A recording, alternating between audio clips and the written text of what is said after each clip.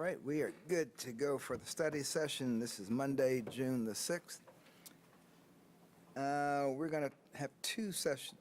First one is on City Commission email, and it's going to be Mr. Wood or Mr. Scott? I'll let Deputy City Manager Wood give you the initial report. He's coordinated with staff about functionality and prepared the memo that before you, so. I guess I should, before we get, is Commissioner Ryan online? No, Okay. Commissioner Hoppick's on vacation, will not be joining us. Commissioner Longbine is on the line, and Commissioner Ryan, I assume, will be joining us shortly, but I haven't heard one way or the other. Okay. All right. Okay, I totally missed all of that, so. I handed it Is off it me? to you, Okay. yes. All right, sorry about that. We're trying to get all the technology together. So as the City Commission knows, we had some issues with our email server. We upgraded the email server a few months ago, and when that happened, it changed the standard practice for how City Commission received email. In the past, an email would go to an email address at citycommission@salina.org. Those emails would come through our system, and then they would be sent out to the commissioners' individual email addresses. With the upgrade to our email servers, we are no longer able to do that. So the emails were coming into the system, but they were not being able to be forwarded along or passed along to the final end user because as they came into the system, our system was blocking them as an outside source. So we have come up with some solutions, and the one I think that we're going to talk about the most today, we have the capability to put a button on our website that will allow the City Commissioner, allow the public to click a link that will auto-populate in their email system. Basically, it'll have all the email addresses for the commissioners. That'll go straight into their two-line. They could send it to all 5 commissioners. They could delete who they want to if they decided they didn't want to send it to all commissioners. The question we really have today has to do with what email address the commission wants us to put into that system.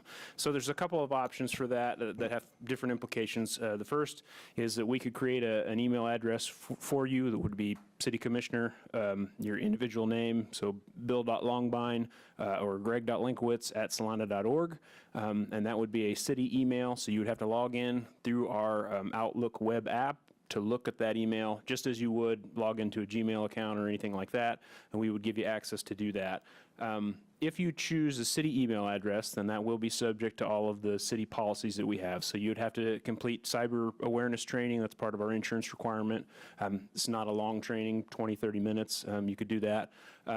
It would also be subject to all the Kansas Open Records Act's laws. So right now, all of the emails that go into our system or come out of our system are archived for a certain number of years. And any email that is maintained in our system is subject to any kind of an open records request. Another option that you could choose is just a personal email address. Right now, the emails that you receive go to your personal email address. We can use the email address that you currently have, or any combination of that. So if you would like us to give you a city email, or if you want to keep the personal one you have, or if you want to create a new email address that's specific to city business, you can do that as well. If you have a personal or private email address, it's not subject to the same requirements as far as the Kansas Open Records Act. There's some exemptions that would allow that email to not be subject to an open records request. So with that, this is really just it's a commissioner preference type thing. It's not something that's mandated by state law. It's up to your individual preference and what you would like to do. So with that, I would open it up for any questions. We can go from there. If I could add a couple of things.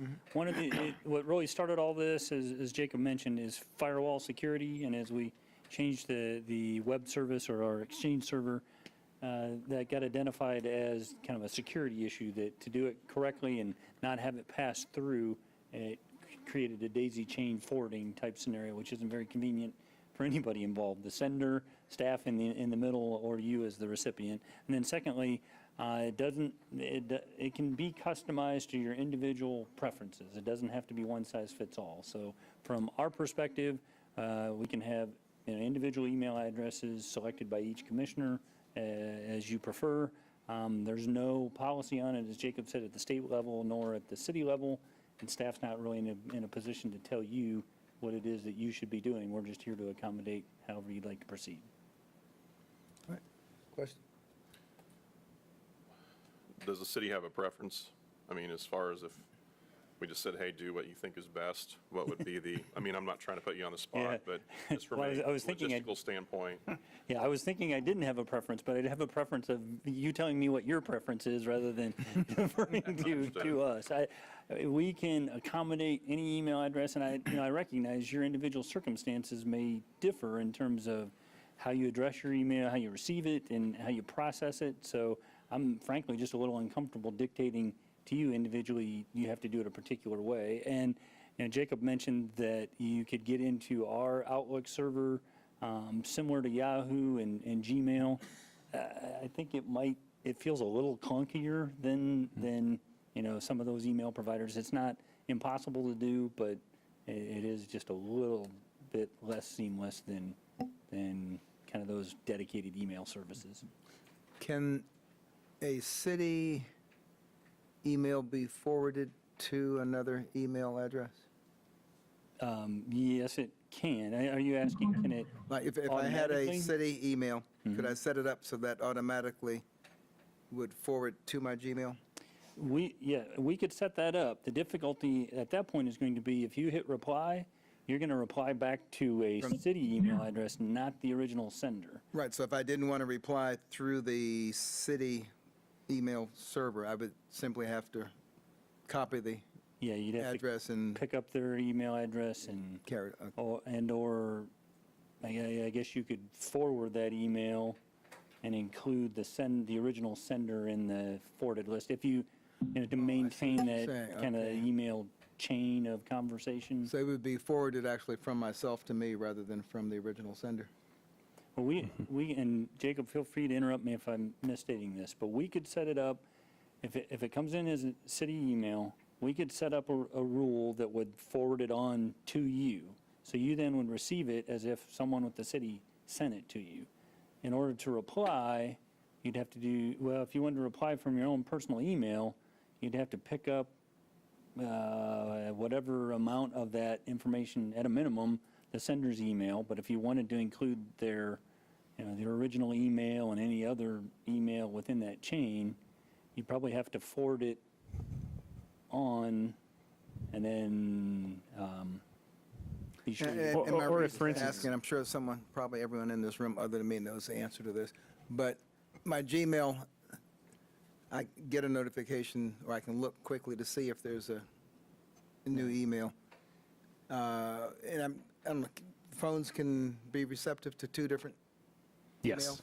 They can, yes. Okay, that would solve my Yep, problem. yeah, it would be a separate application on your phone for this email. And if you look at the screen over there, and I know Commissioner Longbond can't see this because he's called in, but I showed him last week. This is what our Outlook web application looks like. So this is my personal email, not my personal. This is my city email. So it's just a web address, and then you log in with your credentials, and it gives you capabilities to make it's basically Outlook online, so it gives you the opportunity to make boxes or reply or do whatever you want with it. So you can set up rules, and you could forward it and do all the things that you can do in almost all the things you could do in a regular Outlook that's on your desktop. Looks like our hospital email. Yeah.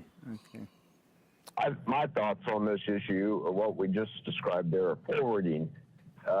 Isn't that the system that we just have been dealing with, where it came into the city and forwarded to our email addresses? I thought that's what we were getting away from. My thought on the whole issue is this email is not for me and the commissioners, it's for the citizens. And I would like to see a standardization which would, follow with the city's process improvement program to streamline to where if a citizen wanted to email someone, all they need to remember is their first and last name at salina.org. And so I would be in favor of the city-issued address. And under this system, the way you described it, person, when they access city commission, they would then be presented with the option to send it to 1, 2, 3, 4, 5 commissioners. Yeah, well, in any format, at the Yeah. point that you click that button, it would auto-populate the 2 box. You, as the sender, would see each one of those email addresses, and you could leave all 5 of them in there, or you could, dial that back if you wanted to send it to an individual commissioner. But that'd be the case regardless of which actual email format each of you use. So if you look at the screen, it would be similar to this. So there's a box on the website that says email all commissioners. You click on that box, and it's gonna populate in your Outlook, and it's not gonna do it here because I don't have my Outlook set up. But it'll populate in your email, and then you'll have the choice to either just send it to all 5 or or delete whoever you want to. Okay. But it'll be as easy as clicking, I don't know how to get out of this now. As clicking the link, and it'll populate a box for you to email. Yeah. I recently emailed the Hayes City Commission to get their opinion on the bird scooters, and that's how that system worked. And seemed to work very well. All right, so we just need to give you our preferences. Well, there's 2 things going on. One thing I should relay, and speaking with Commissioner Hoppick, he asked that I relay, since he's not attending today, that his preference was to continue individual email addresses. For him, that's more effective than having to have another email address. So you can provide your individual preference, but if you as a group want to standardized, then that's more of a policy decision that I would need the governing body to say, on the assumption that some of you want to use your individual email addresses and some of you want it standardized on a city email. And I really haven't had a chance to talk to the city attorney, but if you want to go that direction, my suggestion would be that by resolution, we set that as the policy for the governing body. That would be a decision point for you as the governing body. So, I apologize for repeating myself, but if your preference is just individually, you tell us which email address you want to be used, we can do that. If your preference is that all commissioners are required to use a City of Salina email address, my suggestion would be that you propose that as a policy to take formal action on. I think that would be a good direction, not only for this commission, but future commissions, so that there would be no questions how they're going to communicate. I don't care for that option, and I just as soon retain my personal email as it is. So, Okay. I'm actually leaning towards the city email. Well, my personal email already wears a lot of hats, so to speak. Business and personal, and it just, the current setup where I'm getting commission-related emails on that address was fine with me, but I'm okay either way. What I'm probably not comfortable with is the idea of dictating what other commissioners do. And, down the road, we're interchangeable. And, other commissioners down the road may feel differently about it. And Yeah, 'cause my problem is city emails get lost with hospital emails and other emails. And at least I know one place where those would show up. And of course, it doesn't prevent the citizen from still contacting us using our personal email if they already have it. So understandably, your conversation is kind of going in 2 directions. To help frame the question, I think question number 1 is, do you want to set a policy that requires all commissioners to use a City of Salina email address? no. I personally don't like that idea. Just, again, whatever I decide is fine, but I don't want to dictate what the other commissioners are doing. In your email regarding this, you had statistics of what other communities do, and I think overwhelmingly they had a municipal issued address. Is that correct?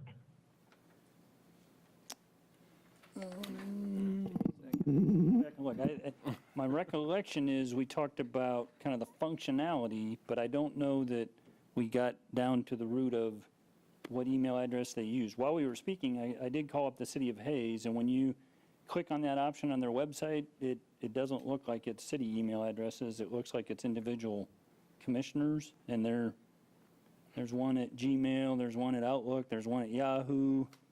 So it looks like it's a combination of individual emails. I'd have to go back and, Yeah, I'm not able to pull that up, or just off the top of my head, but I think it's pretty common for cities to have an email address issued. I mean, that's not uncommon. So Yeah. it can kind of go either way. Yeah, and I go back to standardization.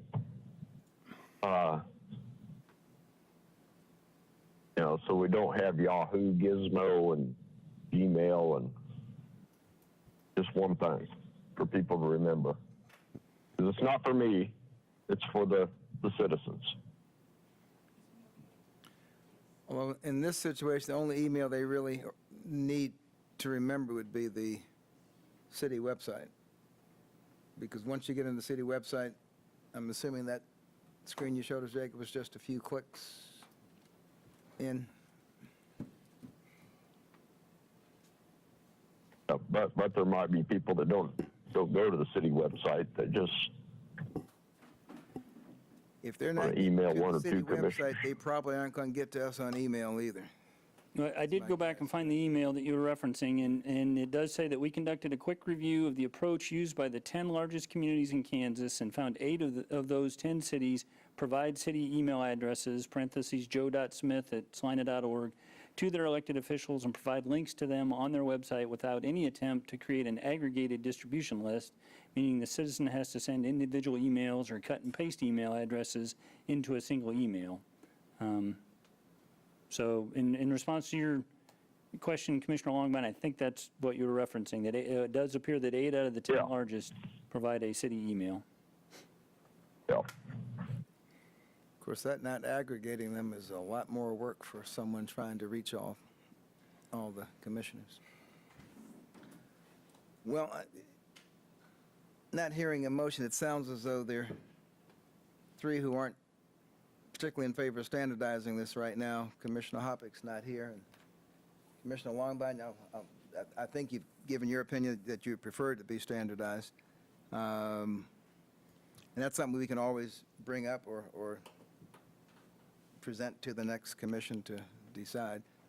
But I think the issue we need now is just to let staff know which email to use. Yep. You want your personal one, Commissioner? Yeah, that's perfectly fine. And it's my full name @gmail.com, so it's not a hard one for people to remember. Okay. Spelling your last name on the other side. No, Commissioner Linkowitz, yours is I get hard. that too. I'm from my name. Point taken. All right, I'll opt for the city-issued Okay. email. And I'll leave mine the same. And I think we recognize the city could issue us one at any time if anybody changed their mind. Yeah, if you change your mind midstream, we can certainly pivot. Right, Commissioner Longbine, your preference? And I will go with the city issue. Okay, Okay? and you can contact Commissioner Yep, Hoppeck? yep. Yeah, okay. All right. We'll get started on that. Thank you. Thanks for the legwork, and I'm looking forward to the training, I'm sure. Okay, and we will go to our 2:30 budget session, and Ms. Pack is all warmed up and ready to go. Yeah, always. Know if Mr. Scragg had any introductions? No, I'm happy to turn it over to Debbie. Let me go. All right, so today's study session is, of course, 2023 budget. We'll cover CIP, sub-CIP, comprehensive fee schedule changes, and revenue estimates. I will say that some of today's information is a little bit, I want to use the word premature than where we would normally be at this point in the process. Typically, we're bringing you what would be recommended by the city manager at this point for some of these projects. However, with the pay plan scheduled in here and the shortened timeframe that we have because of revenue neutral rates and additional holidays, we're not quite to that point yet, but I want to bring it to you to show you what's been submitted knowing that there is a little bit of work on the backside. But typically at this point in the process, especially for sub-CIP, you're just approving a total dollar amount, not a specific project within that dollar amount. So I felt like we could go ahead and move forward with this information, even though we weren't at the same point we were in the past. So the first thing we'll cover is the CIP and what is the CIP. Our city policy states that the city will have a capital improvement plan of 5 years to guide us in some of our decision-making, to look at how we're going to do capital investments, what those investments will be, how they'll be funded, whether they're mandated by state or federal government. And typically, they're just maintenance of things that we already have. In some cases, they're new projects. So we'd like to try to kind of separate those so that you have that information as well. But generally, we're trying to set up a 5-year CIP plan. And typically, we look at the next year and kind of look out forward, but we really don't make any decisions on those future years because things change so quickly.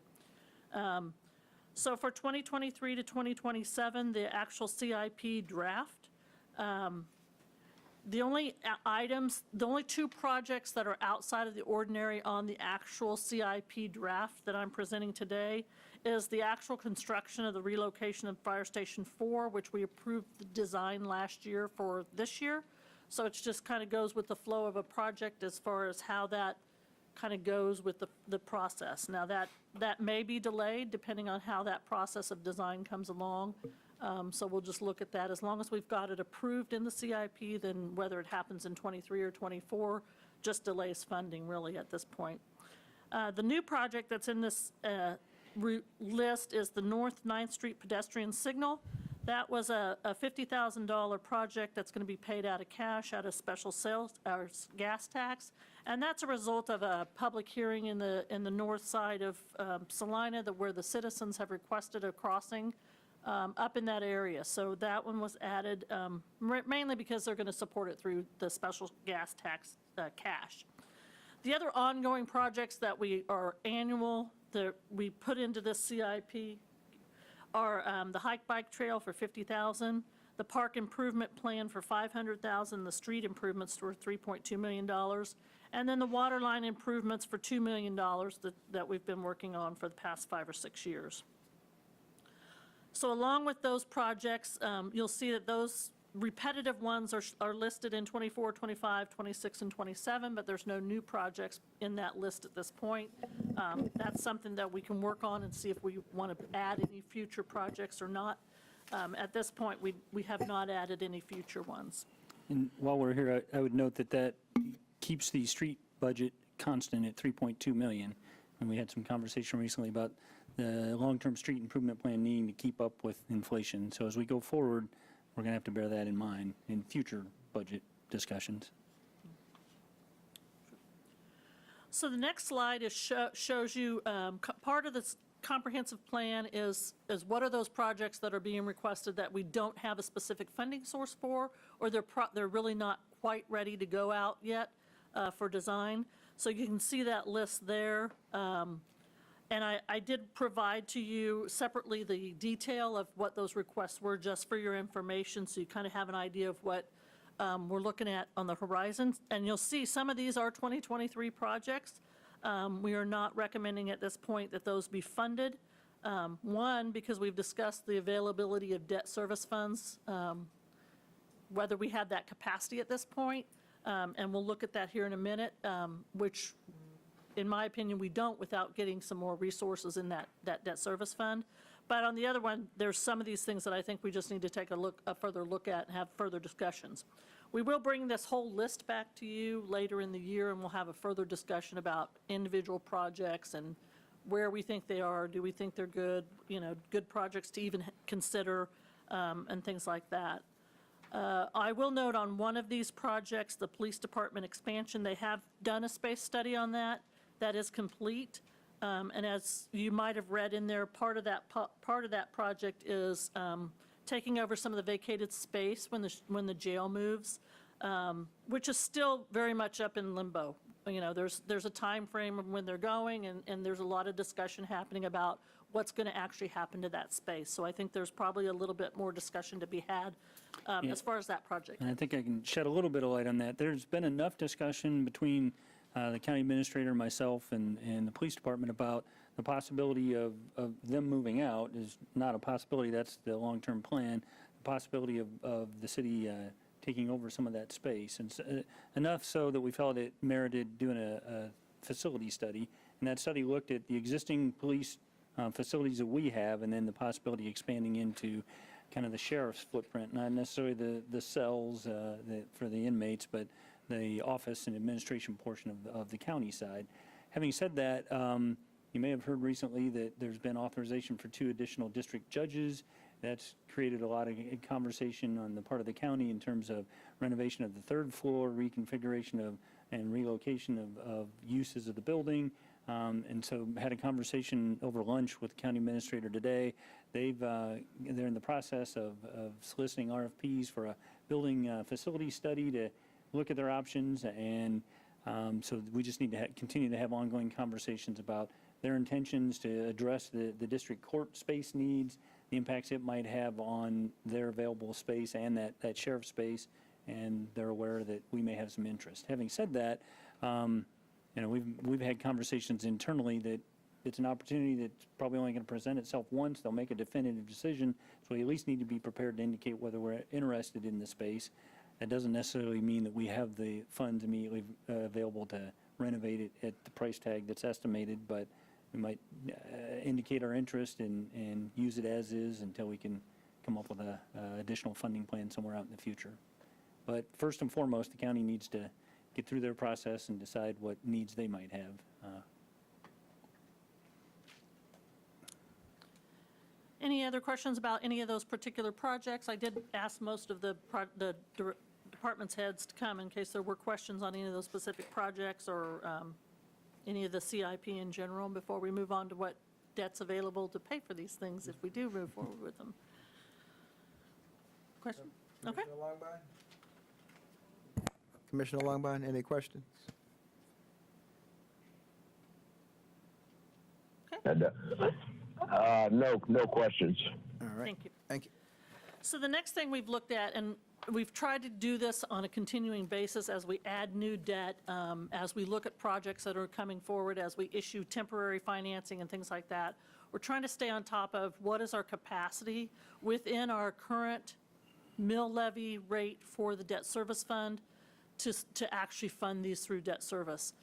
So as you can see, the debt service fund came out of 2021 with a fund balance of $1.5 million, and its target range is $800,000. On the next graph, what I tried to show you is what is our capacity given that current, with no growth in the tax revenue for the debt service fund, what would be our capacity? And we gain that capacity by paying things off. And so as we pay issuance off or we refinance, we're paying less for those issuances. That provides us capacity. So in this next slide, the next 2 slides, the first one is a graphic of what that looks like over the next 20 years. You'll see the first big bump is that's for the fire department, that's for fire station number 4, and then it goes down and kind of levels out for a while, and then we have some increases out in 2033. But if you look at the next slide that has kind of the table that gives those numbers, what I tried to do was I took a couple of plans. We have a couple of long-term plans that I had the information for, and this is something I will say that all of the departments are currently working on, is to create a 10-year capital improvement plan, which will enable us to plug those requirements into this table and see where we are as projects are becoming due. So I did have a couple of them available, so I stuck those numbers in just for informational only. These are not that these are going to be requested at this time. They were just available in those plans that I had from a couple years ago. So as, for example, the bridge plan, there was a bridge in there for 2031 or 2032. So that I just kind of plugged that into there and tried to make sure that what I'd have to do in looking at this is I'd have to take all of those requirements in those plans and make sure I adjust these annual debt services to be able to cover those as we go along. And that's the information that by providing this 10-year capital improvement plan that departments are currently working on, we'll be able to have a better handle on. Right now, it's just 1 year it comes up, and we got to figure out what to do with it. So we're really working hard on that, and I know Sean's working on that with the departments. We've also purchased a software product that's going to help us do some reporting on those types of things and try to track those. So in the future, probably in the next 6 months, I imagine we'll start seeing some of those reports so we can see some of this long-term planning that's vital for us to be able to maintain this kind of debt service.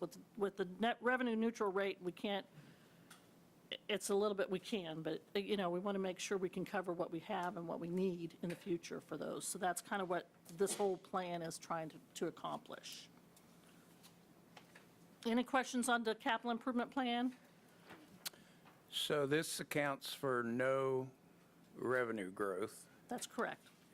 Will it account for taxes forgiven that we've waived for different commercial entities over 10 years? I mean, once you're out to 2032, do those numbers change?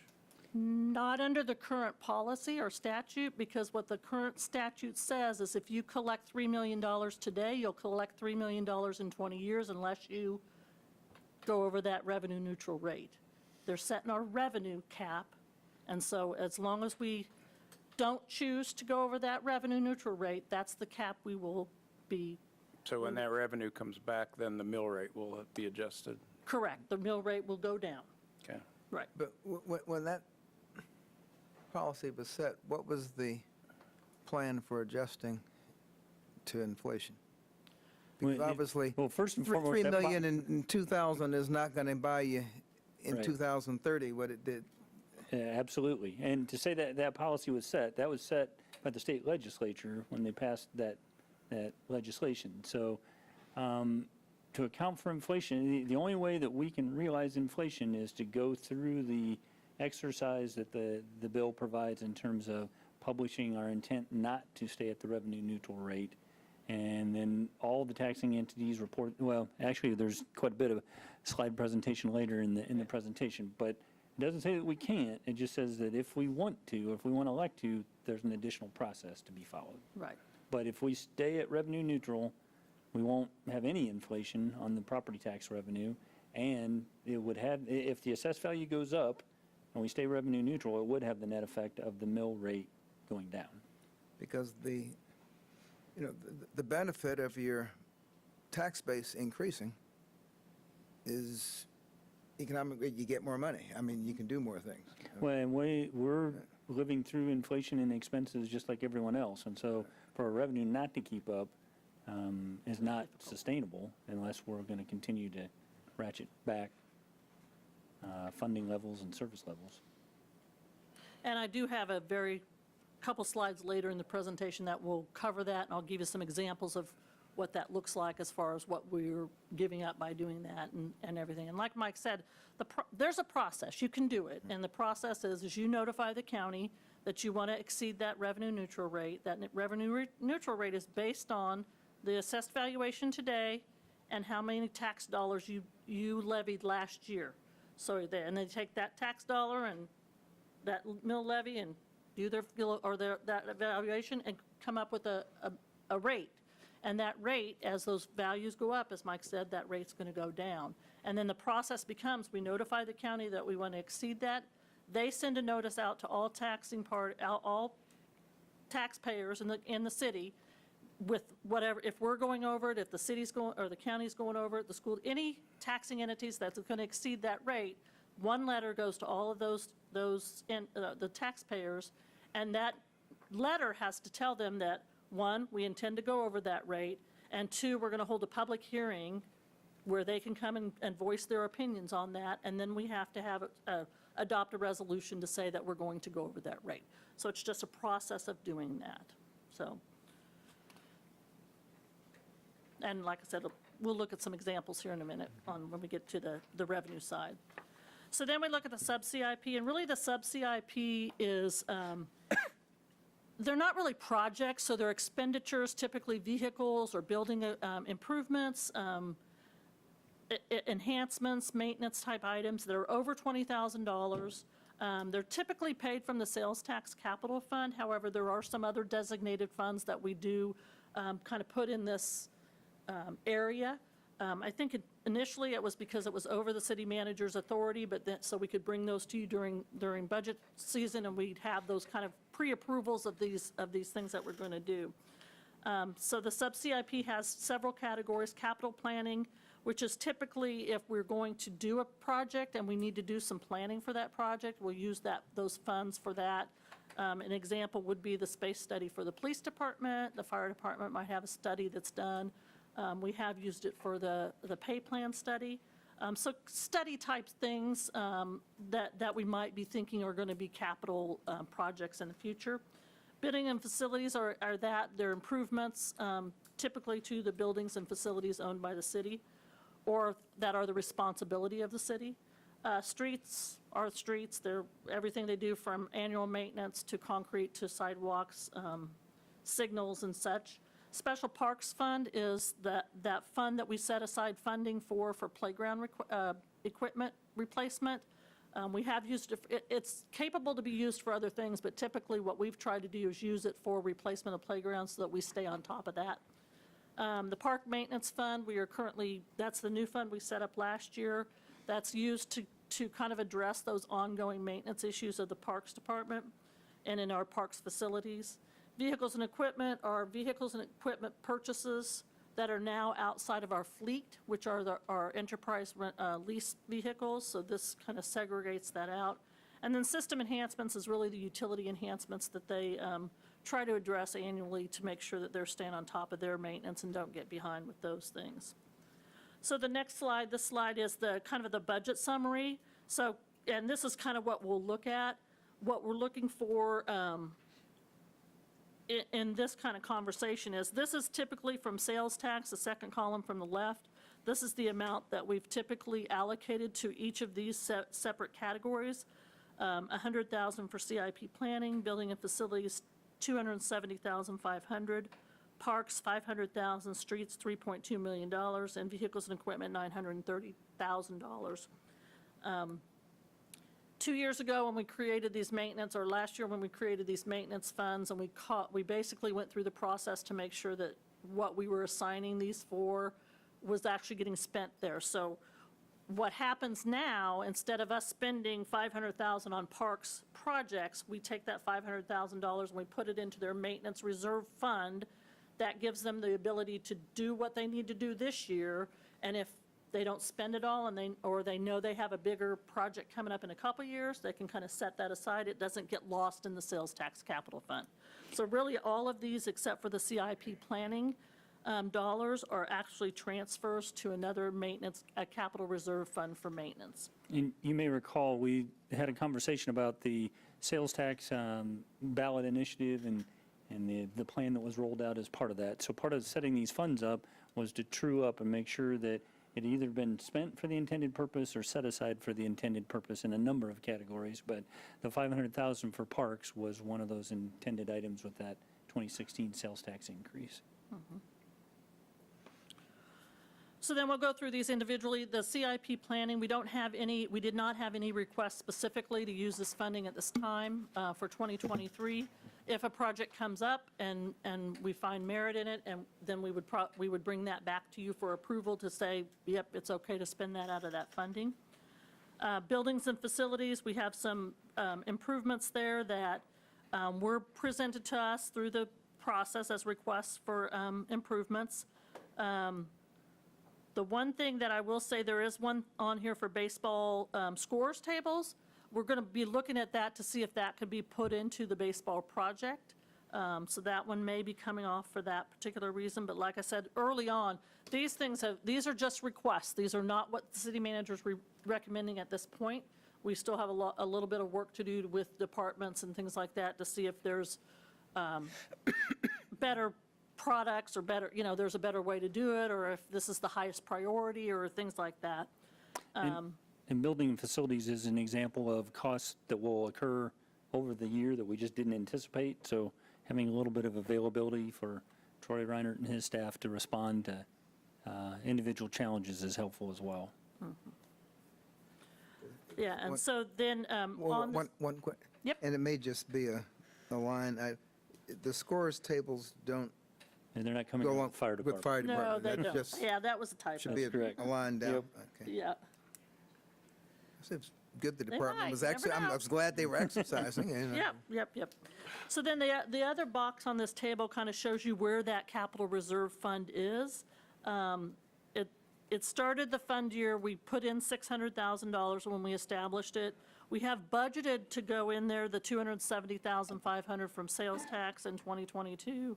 We had budgeted expenditures of $480,000. We don't know if that'll all come through or not, but if it does, we would anticipate the fund balance to be about $390,000 at the end of 2022. We then add the transfer from sales tax capital in 2023, and these particular budgeted items or requested items, which would leave about $416,000 in that fund if everything were approved and if it was in the right spot, if we didn't take it out for another project or something like that. We didn't have any requests from any other funds for particular building and facility improvements this year, so at this point. The next slide is park improvements. This is the special parks fund that I mentioned that we typically try to set this aside for playground equipment. The two playgrounds that Parks has indicated that they would like to, that are on their list for replacement this year are Riverside and Oxbow. There, again, we have a summary of this fund. Currently has a fund, at the end of 2021, had a fund balance of $245,000. We anticipate that to be about $273,000. I will say we did add some projects to this fund, so that number will probably come down because we did add the tennis court building. The concession building over there is going to be coming out of this fund, so that number may be a little bit lower at the end of the year. We do anticipate revenue of about $246,000 in 2023, and with these budgeted items, that would leave the fund balance about $327,000. And while we're on this topic, Debbie touched on it earlier, but my goal for this fund is to have it fund playground replacement long-term. But as we look at the number of playgrounds we have, their varying sizes and values and their life cycle, this revenue stream falls just a little bit short of being enough to just get us on a playground replacement schedule. So we're kind of working our way through that with park staff in terms of planning and budgeting. We have a little bit of a fund balance at the moment. When you project that out over 32 playgrounds, I believe it is, the numbers don't exactly match up as you get further out into that schedule. And they're working on a 10-year plan for that, so that will help us get that kind of a better long-term picture of what that will look like. The streets, traffic, and sidewalks budgets, their funding comes from three separate sources, so you'll see three separate segments here. The first is gas tax, the second is their sales tax, and the third is Kansas Department of Transportation Federal Fund Exchange dollars. So what Streets has done is kind of broken these out in broad categories. We used to come to you with very specific categories, and we were constantly having to move it from one to another. So last year, what we tried to do was kind of put those into more general categories that still made sense together, but would eliminate us having to come every time we did a bid and move money, and it got really confusing. So we've broken those out. The estimated gas tax budget is $1.6 million for streets projects. Then they have $3.5 million budgeted or requested for sales tax dollars, and you'll see only budgeted $3.2 million. And that's because that's what we have normally transferred for streets. And you'll see when I get to the next page, there is some flexibility because that fund did have some fund balance in there. And we've touched on this before as well, but for those listening at home or that may have forgotten, the gas tax is per gallon, not based on a percentage of the dollar sale. So increased gas prices, fuel prices, does not cause a revenue increase for us. And frankly, if the gas prices are enough to motivate people to consume less gas, it could actually cause that revenue to go down slightly. And we get that estimate from the state. They do an annual estimate of what they believe that will be. I'm sure it's based on historical data, but that's the number that we use from them is kind of where that is. So the next slide shows you the summary of both of the gas tax fund, which we're showing we expect to have a balance of about $1.3 million at the end of 2022. We're estimating revenue of about $2.1 million, which includes the federal fund exchange dollars of $580,000, and expenses of about $3.2 million, leaving that fund at an ending fund balance of about $355,000 at the end of 2023. Our target on that fund balance is about $250,000. So we were trying to utilize as much as we could out of that fund. The Street Maintenance Capital Reserve Fund, as I mentioned, we've budgeted a revenue of $3.2 million, an expense of $3.5 million. We anticipate that having a $550,000 fund balance at the end of the year, which leaves that fund at about $215,000 at the end of 2023. Vehicles and equipment, this is the one we struggle with. Every year we get a lot more requests than we can ever budget for in a $930,000 budget.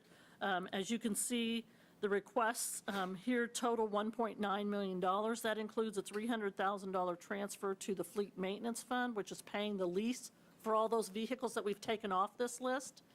So for all those vehicles that we're currently leasing instead of buying. Still leaves about $1.6 million against a $930,000 transfer from sales tax capital.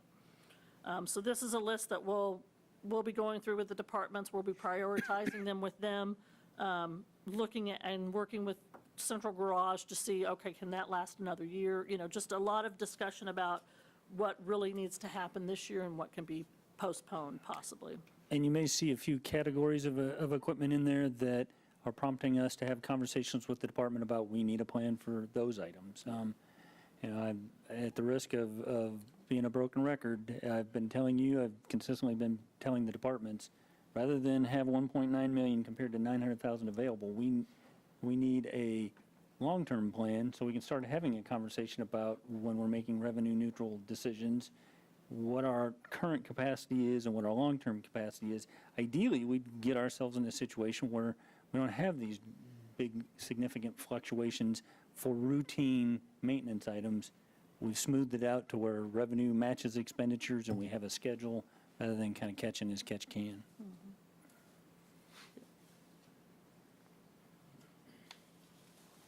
Yeah, and ideally with that planning, we would be able to say $930,000 is not enough. We need to make that 1,000 or $1 million or something like that. So that's what that long-term planning is going to help us do in the future.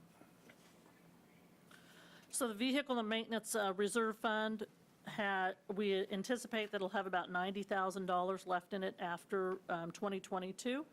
The revenue is about $1 million. And then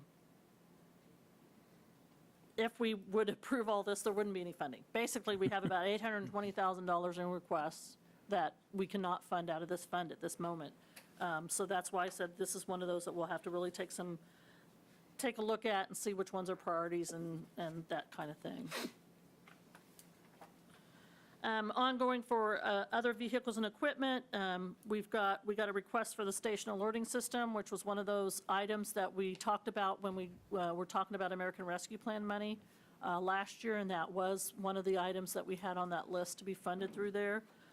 So we've got that being funded through ARPA money. Sanitation has a request in here. Now for sanitation and solid waste, all of those fundings come directly out of their operational budget. So as we present their operational budget, these dollars are already accounted for in those numbers. So we can know, do they have funding available? Do they have dollars available for that? These are all paid from cash from their specific funds. Any questions on sub-CIP before we move on to the comp fee schedule?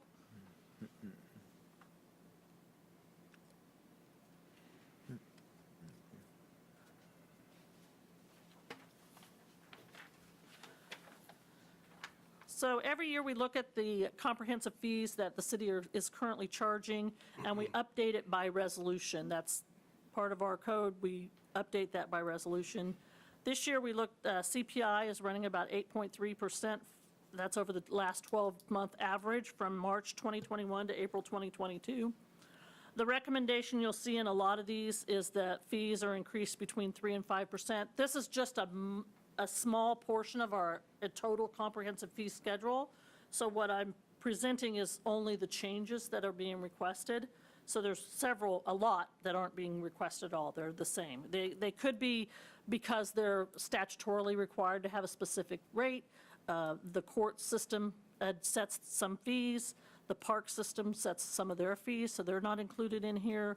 Some are capped by statute. For example, alcohol licenses are capped by statute.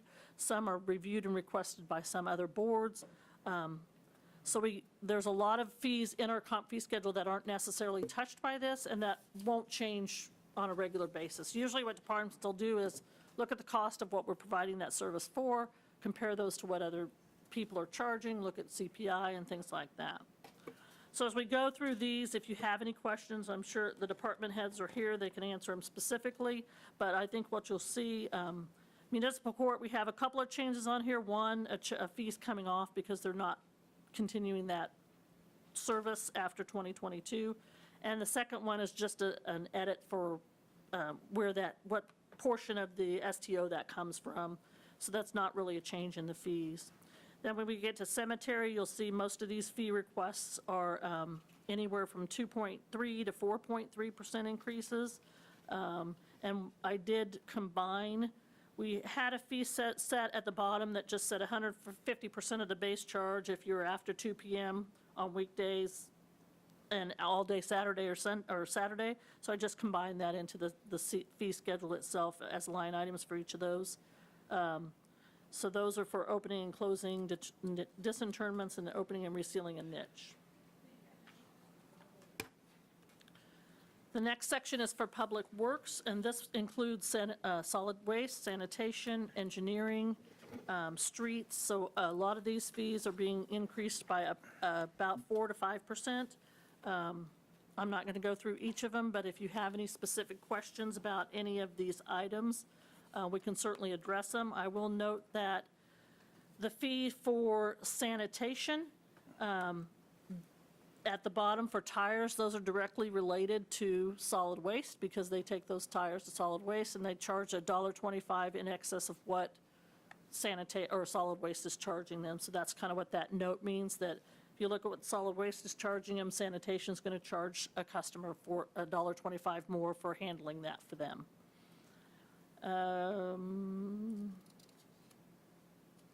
Any other fees on that you have questions on specifically?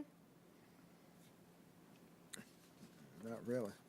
Problems or? Commissioner Lombard, any questions?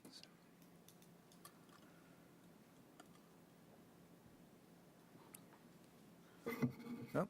I will note that you'll see the fees for, I know Jim Torch has been in front of you several times as far as sanitation and solid waste. You'll see that they are implementing those fee adjustments that they've brought to you in previous study sessions, just to maintain their fees at the level to make sure that their capital and long-term planning is sustained. Are you to landfill yet? You might touch on the 15% vendor increase that we've accounted for. There is a note there that in March of 2023, the vendors are estimating a 15% increase on their disposal of tires. So we have included some increases on those. I don't think, I didn't put the percentage in here, so I don't know if, Jim, are those going up 15%? Okay, so that's why those are going up 15%. I kind of skipped that because the note was there. So all of those particular items are going up 15% based on what the vendor's telling us is going to be happening next year.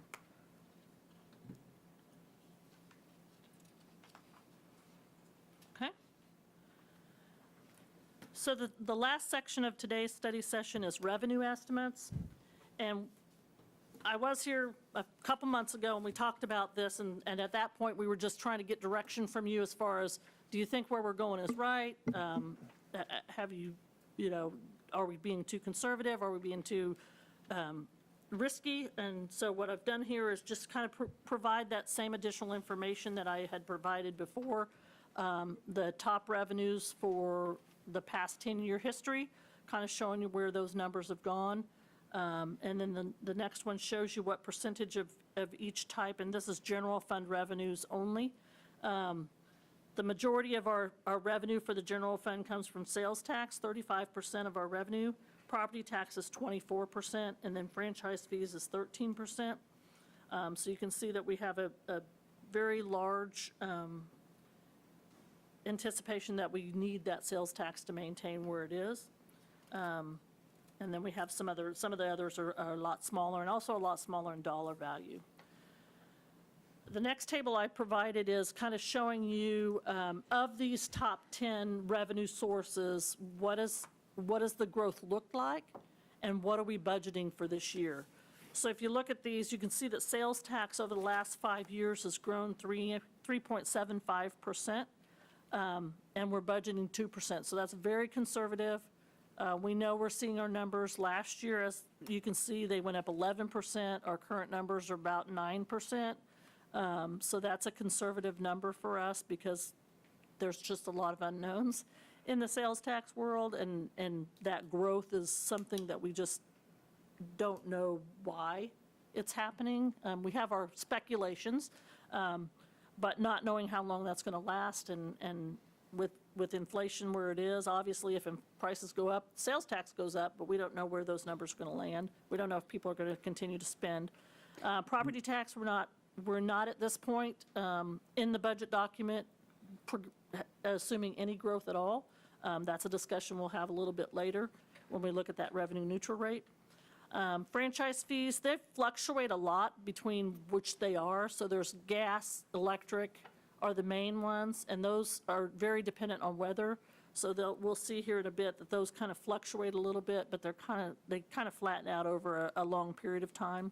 So we're estimating anywhere from 0 to 2%, depending on which particular category that is. EMS, we're not projecting any growth just because of the history of what we're seeing in the current history. Fees and charges are very difficult to kind of budget because they fluctuate every year. So what we've done on those is take a 5-year average of kind of where we've been in the last 5 years, because it's really difficult to say that we gained 11% one year and we lost 7% the next year, and then what do you do? So we've kind of just taken an average and done that amount. Same with franchise, water franchise fees should be 0 because we're charging them the same. Motor vehicle tax is actually an estimate we received from the county, so that's a number that does go up. It is up a little bit, but that's an estimate that we plug in from the county. Municipal court licenses and other revenues, we're also taking that 5-year average because there's so much fluctuation in those, it's hard to tell. And then other taxes is our liquor tax, and that estimate comes from the state. So we use that as an actual estimate. Correct me if I'm wrong, but the percentage that you're reporting is growth over 2021 actual? Yes. So sales tax as an example, the budget, the number in the 2023 budget is 2% greater than 2021 actual. Correct. We are seeing significant growth in 2022. So Yes. set aside the recession conversation, and not that doesn't need to be part of the discussion, but for the purpose of comparison, that's pretty conservative. It essentially discounts the growth we saw in 2022. Correct. So I think it's really kind of a risk as well as an economic projection question as to what we're comfortable with. Some of the conversation we had was when we did the cost-benefit analysis for the Schwann's project, $400 million expansion, there was an expectation that room nights would go up from laborers being in the community, and sales tax activity would go up. We're seeing recovery in terms of coming out of COVID, but whether that's extended in general, let alone what the future might hold in terms of inflation and recession, is awful hard to predict. So I do think we're being financially conservative and cautious, and we do have reserve balance to fall back on if need be. But there may actually be some capacity to assume a little bit more sales tax revenue if we collectively have the courage to do so. So then we'll kind of look at these top few individually. This is a monthly sales tax report that we provide to the public. It's on our website.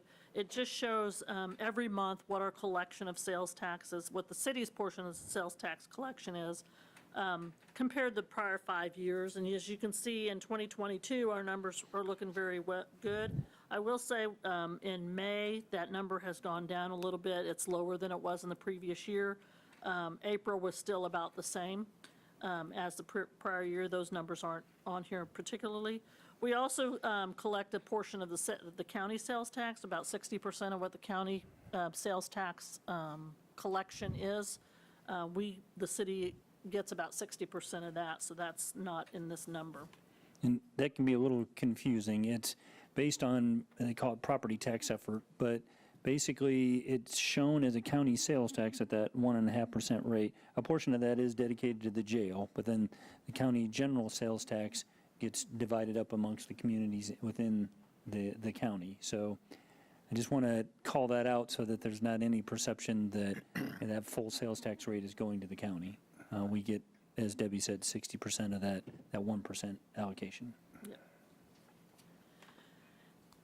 And then the next slide I wanted to show was use tax. We've had this, we've talked about this multiple times as we've looked at sales tax, and with the increased components from the state of trying to get more people that are selling and buying things online to be paying use tax.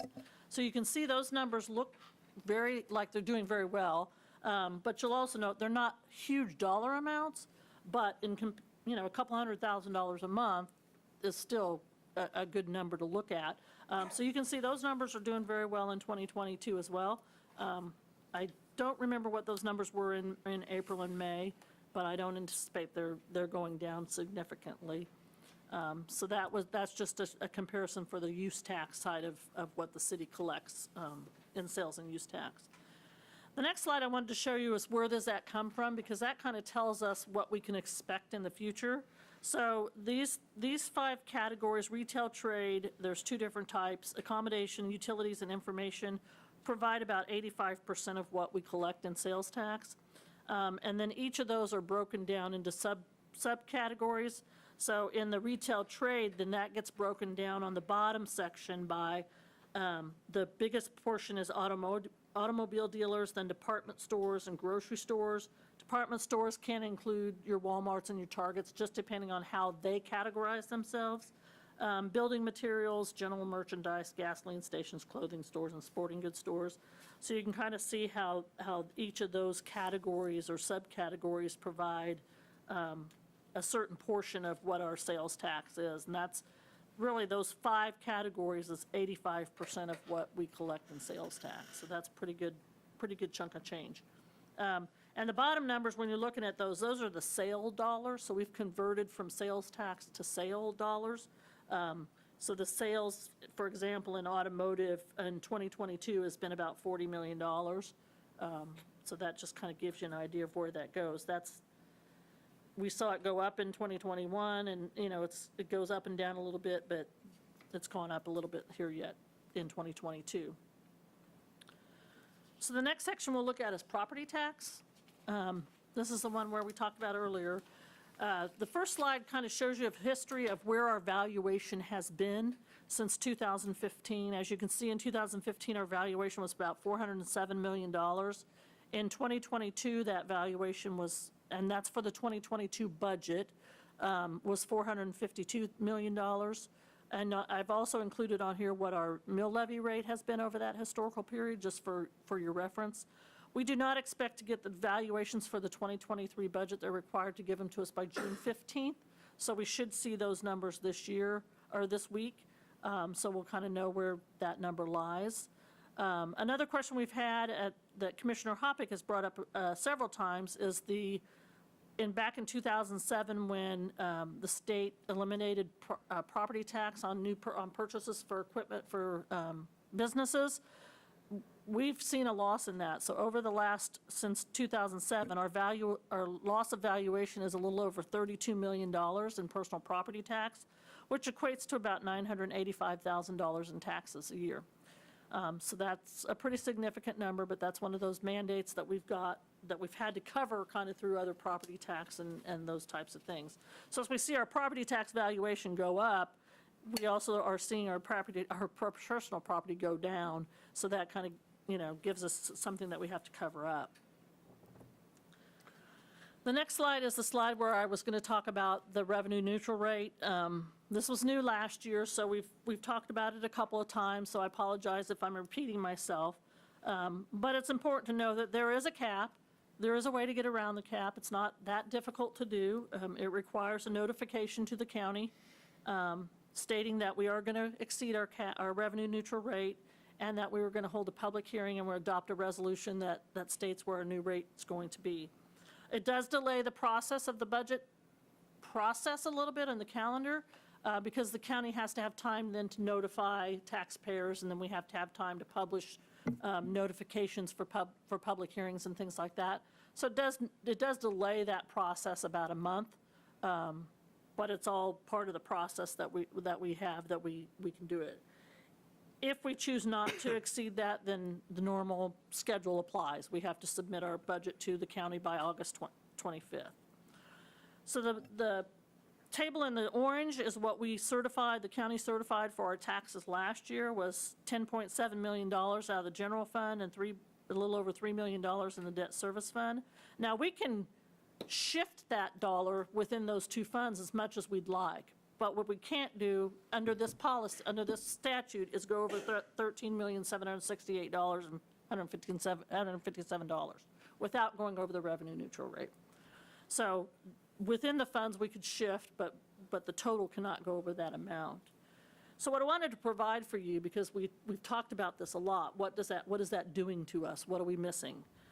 So I took a situation where if our assessed valuation increased by 5%, which is about $22 million, if we would exceed the revenue neutral rate and keep the current rate the mill rate that we currently have, we would have an additional $688,000 in tax. That means the mill rate that gets applied to every individual from the city stays the same as it was last year, but that gives, in the city's coffers, it puts about $688,000, assuming a 5% assessed valuation rate. It does require that notification to the county, to the taxpayers, and that public hearing and resolution. So, any questions on that? If you could go back a slide, Debbie. Sure. So this is some quick math I just ran as the conversation was going on, but as we talk about cost increases and our assessed value and how it compares, 2016 over 2015 was a 1.2% increase. And so carrying that forward, it's 1.2, 2.1, 1.4, 0.4%, 4.4, 0.4%, 0.4%. And so it's not consistent. I didn't calculate the average, but I don't think that keeps up with the average of inflation, CPI, or what our costs have gone up.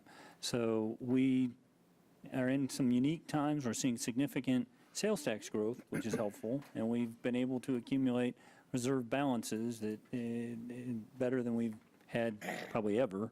And here we also expect that we'll see an assessed value increase that's notable. We're waiting to see the final numbers on that. But I guess I say all that because it's not as if year after year we see 5% growth, and if we don't capture it this year, we'll catch it next year. I'm not advocating that for an outcome, just trying to give you a little bit of perspective, because part of our struggle historically has been we have not kept up with the CPI, whether it's giving our employees COLAs, whether it's our revenue just keeping up with the cost of inflation in terms of materials and contracting and what have you. So the revenue neutral expectation, back to prior comments made, assumes that regardless of what the assessed value does, we won't capture any of that without going through the process that Debbie described. Mm-hmm. This is just my opinion, but I just don't think that that's sensible policy going forward. We got to capture some of the inflation that's happening, and rightly for essentials that we provide the community, fire service, police service, the roads, it ought to be captured by the property tax, in my opinion. So I think to me, there's a sweet spot in there where we don't need to change anybody's property taxes, but we can capture some of that revenue growth without necessarily raising the mill levy. So we might not lower it every time, but I think that there's a place in between there where we can come down, and I know that the legislature would like us to be lowering the property taxes every year. I think that's probably pushed by the eastern cities and the larger cities that can count on extra sales tax revenue. But out here in the middle of the state, not knowing what the climate's going to be with inflation, if people do discontinue purchasing, we're going to see the sales tax change. So I just think we're kind of caught in the middle like everything else in Kansas, and we got to be sensible about how we approach this. And it'd be better to kind of make that a thought in our minds now instead of waiting until we're again behind the 8 ball, and we're behind and having to raise the mill levy. So just my opinion. Well, otherwise, it becomes a self-fulfilling prophecy. You have to keep decreasing services Right. or Yeah. decreasing something. And unless sales tax growth outstrips that, it's not sustainable to maintain service levels with no, revenue increase. So it's an awkward time to have the conversation, but we felt an obligation to bring it up. And Debbie's quantified that scenario as 688,000, but that's not a one-time number. That's foregone revenue in perpetuity.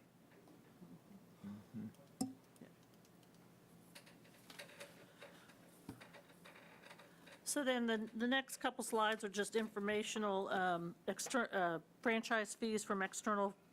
You'll see these look very flat. The decrease kind of that we're seeing in the electric was due to the merger that happened back in 2018, 2019. But you'll see these all look very flat. So that's why we're not estimating anything more than 0 to 2% in some of these. Like I said, a lot of them, the biggest ones are dependent on weather. So a mild summer reduces our electric franchise. A cold, or a mild winter might reduce our gas franchise fees. The next one we looked at is EMS revenue. This one's a little deceptive because it looks like there's a huge loss in there. What I tried to do is show you kind of individually where the revenues were coming from as far as individuals paying those or Medicare or Blue Cross Blue Shield. And then I tried to show you what the total revenue was doing on the right-hand side. So it's about a 10% drop from 2019, but of course we know COVID happened in 2020. So we would anticipate that those calls are starting to go back up. We do have an item on today's agenda to kind of catch back up with the fees for EMS. So hopefully that'll help kind of level that number out. Just the way this is presented makes it look like a lot steeper than it probably is. The motor vehicle estimate, this is one that we do get the estimate from the state, from the county. So we're using their numbers in our projections. We're not trying to overestimate what they are estimating. I just wanted to provide that this is split between the general fund and the debt service fund based on the mill levy percentage that goes to each. So motor vehicle and all of these taxes go to those two funds based on this estimate. And then the last slide that I showed you is just a recap of what I showed you earlier as far as each of these major revenue sources and what their average annual growth is and what we're predicting or we're budgeting at this point over our current estimates for each of these categories. So with that, I'd stand for any questions. Comments, questions? We'll let Commissioner Lombine go first, just so we don't Don't forget it. lose him, don't forget him. Hi, can you hear me? Yeah, I'm still trying to get my mind around the revenue neutral situation in that I don't know how a city's supposed to grow and prosper if we got to live on the same amount of money year after year. can you explain the process to get around that?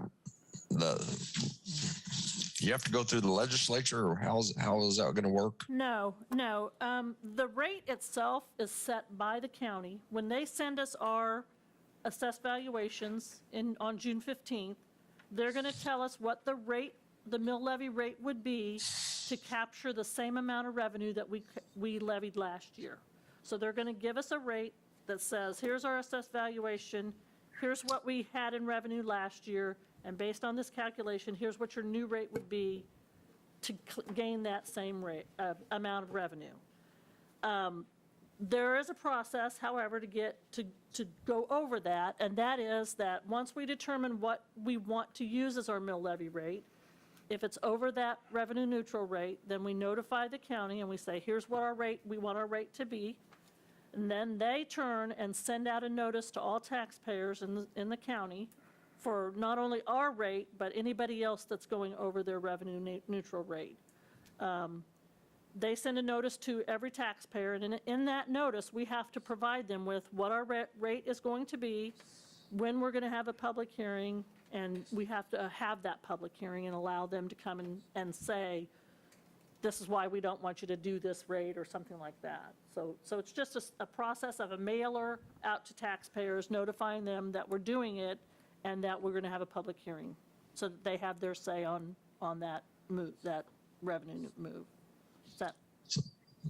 So the taxpayers will assume that their taxes are going up, correct?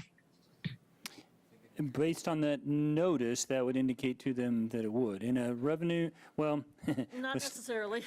yeah, staff was having a conversation today about, in the revenue neutral scenario, the basic assumption is your taxes will stay the same, but there's a different assessed value formula for commercial and industrial versus residential. So it could fluctuate a little bit, and individual taxpayers may not be exactly the same as the year prior. It may go up or down a little bit, but city revenue would stay exactly the same in total if we stayed revenue neutral. I guess my previous issue was, say we added 60 homes, new homes, and those generated a lot of property tax from those homes, but we have to stay, our mill levy has to be adjusted to stay neutral. Correct. Yep, that's correct. That's correct. Yeah, that's what I'm having trouble That's correct. Yeah. sorting out in my mind. Yeah. I certainly understand the question. As the legislation was being considered at the state level, the concern was that they would take that one step further and say any tax increase required a vote of the people. And there are other states that, Colorado and Missouri both have varying ways of approaching that, but in either case, they have an even harder cap on taxes and require voter approval to increase them.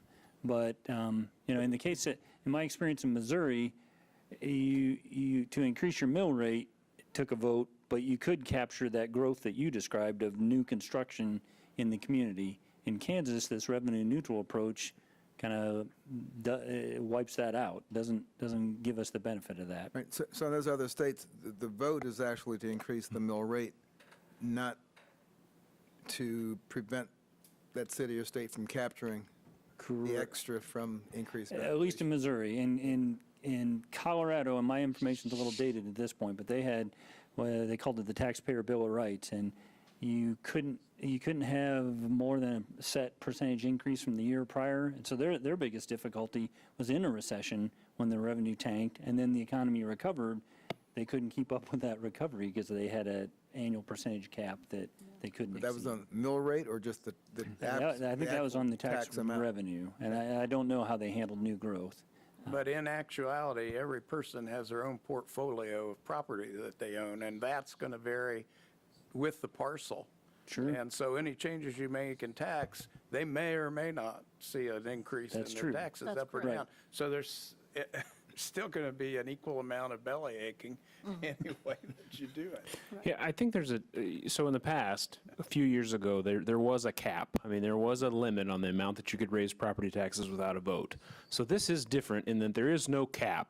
Really, The only difference is, from the normal process, we've always been required to do a public hearing. I mean, that's always been part of the public process for budgeting, is a public hearing. The only difference now is if we want any additional dollars above what we collected last year, is that we send a notification out, and we don't even do it, the county sends a notification out before that public hearing. So it's really not that much different than the process it has been in the past.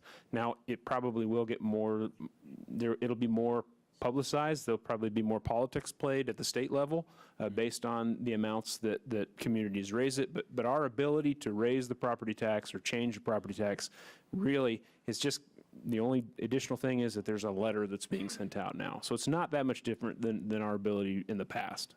So it's not like it can't be done. It's just that we have to follow a different strict process than we did a few years ago. We actually have probably more ability to increase or change property taxes now than we did under the property tax lid legislation from the last few years. So, if that makes sense. Personally, I think staff should get ready to run the drill Well, we will certainly. more often than, in more years than not, because we want our organization to be efficient and responsive to the taxpayers, and we're going to have to do what we think is necessary revenue-wise to accomplish that. And there's another scenario, if any portion of the sales tax on food is lowered, this may be our only easy good way point. of Yep. generating more tax. It won't be property tax, but, well, it would be property tax, but to make up for the lack in sales tax. We will certainly be monitoring the county's appraised value number when it comes out. And the first calculation we'll make and share with you is if the mill rate stayed the same, accounting for that assessed value number, what would that do for revenue? And that then can become a decision point for you, whether that if you kept the mill rate the same, capitalized on the increase in assessed value, that would not be revenue neutral. It would require the process, but we'll quantify that for you so you have a sense of what that number looks like. And then I think, as you kind of alluded to earlier, Commissioner Ryan, the mill rate could go down, the assessed value could go up, and it still could have a revenue increase such that the process is required, but there might be some middle ground in there. Well, and that may be our only way of accounting for inflation. I mean, it doesn't mean we're necessarily going to get extra money for new programs. It may just Right. keep us whole with where we are. Well, and I'm admittedly repeating myself, but my long-term vision is that we better position ourselves to have a constant revenue stream that's funding the recurring costs that we have better quantified for you, so that we're on a much more predictable schedule and we can maintain those base level of services. And then you really are starting to focus more on, do we have revenue increase that will allow additional services? Right now, we really don't have a building facility maintenance plan inventory, let alone a plan. We need to get there. Playgrounds, mowing equipment, streets, equipment across the organization. If we can get those things scheduled and organized, it'll be so much more consistent and easier for us long term. Has anybody eyeballed the sales tax on food and know what the first change's impact will be? Well, it doesn't Only on impact states. ours, and so the current legislation is just at the state's portion of the sales tax. That doesn't mean that in future years there might not be conversation about either making it optional on a local government basis to do away with it. Right now, we couldn't if we wanted to, and then they could extend so far as to be mandatory or some type of reduction at a local level, but that's all pure speculation about what future legislatures might do. Debbie did, when the conversation started and there was concern about whether it would include the local sales tax, Debbie ran a calculation of the mill rate equivalent to we'd have to levy to recover sales tax loss if we had no sales tax on food. And bear in mind, that took some rough estimating when you've got different retailers reporting as department stores and we don't have a dialed in number, but what was the mill? I want to say the loss of revenue was about $4.5 million. Does that sound Yeah, right? I wanted Which to is say it about was 2 like- mills. Yeah. So there's 9 mil? Yeah. Yeah. So thankfully, that didn't come to pass, but that certainly could be an ongoing conversation.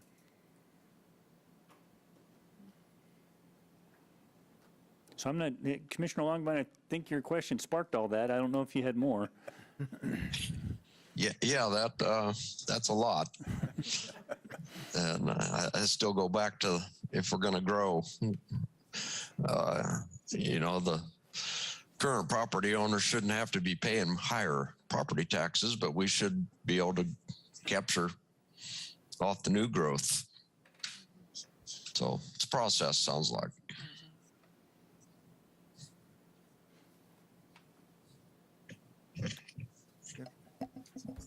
Well, we're done. Yep, All right, we'll meet back at 4 o'clock. thank you.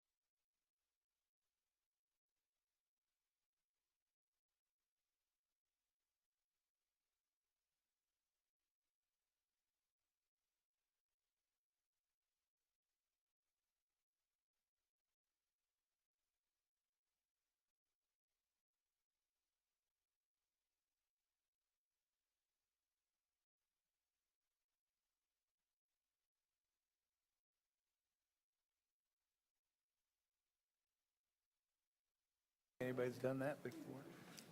It works, it gets kind of hard.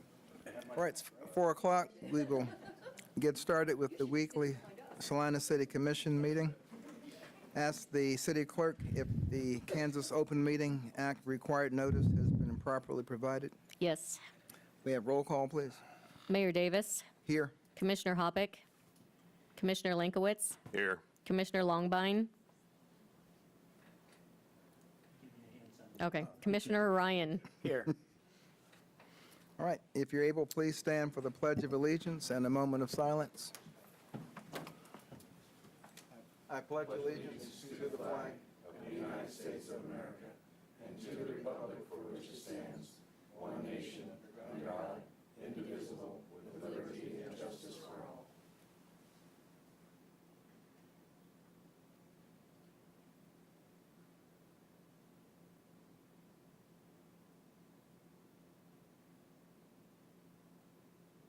Thank you.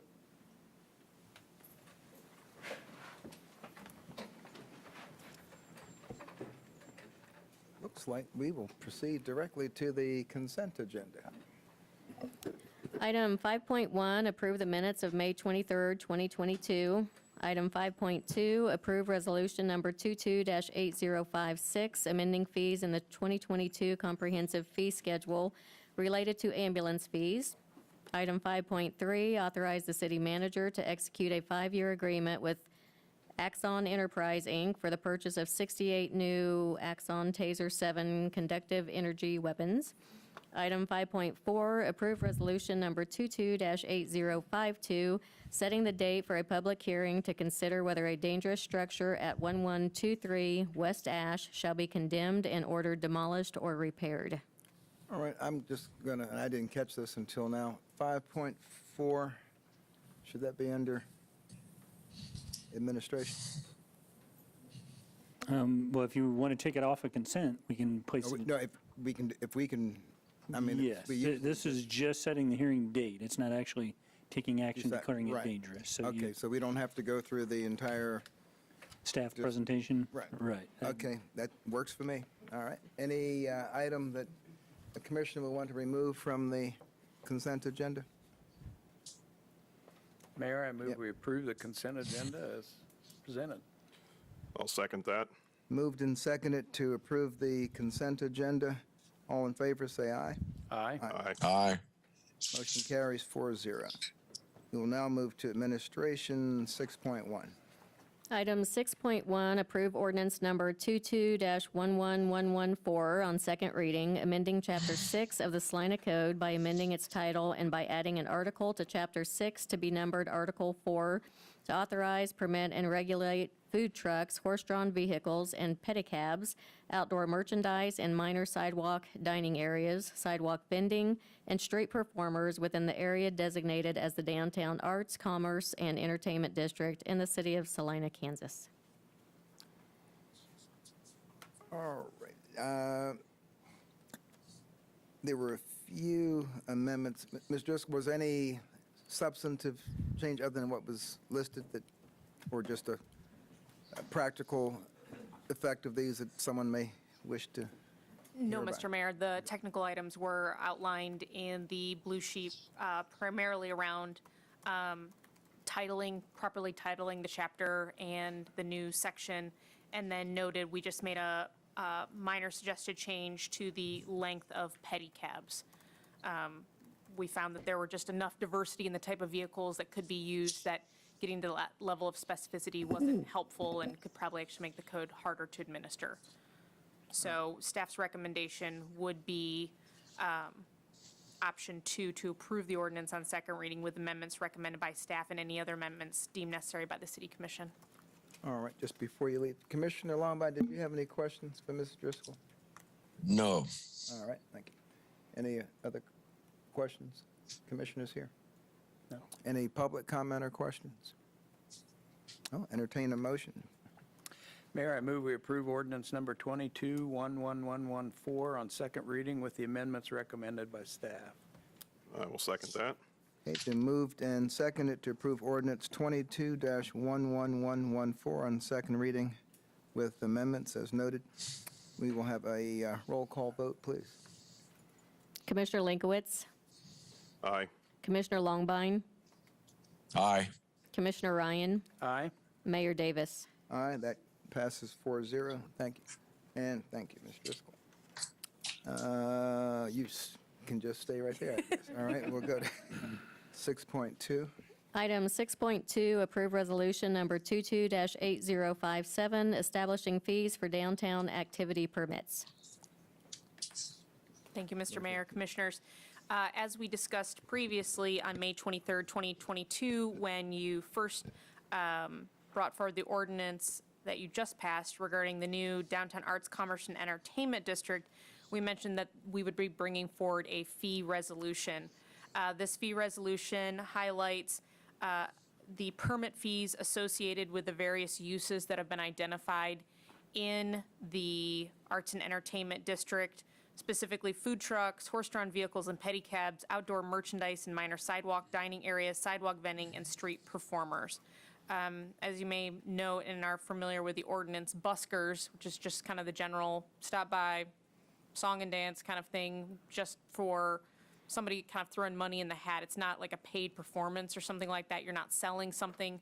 That type of busking does not have a specific permit fee associated with it. It's slightly different than the general street performer. So, and those were all recommendations made by the stakeholder committee, and that's how those fees were determined. We also looked at competing fees or comparable fees in other municipalities, other areas that had these types of permits, and wanted something that would cover some of our costs of administration, but was also not cost prohibitive, that it might stop somebody from getting the permit or doing these types of activities in downtown. That was important to the stakeholder group, that it wasn't so cost prohibitive that we wouldn't get to do the things that the whole point of creating the district was, to have that kind of engaged and active downtown.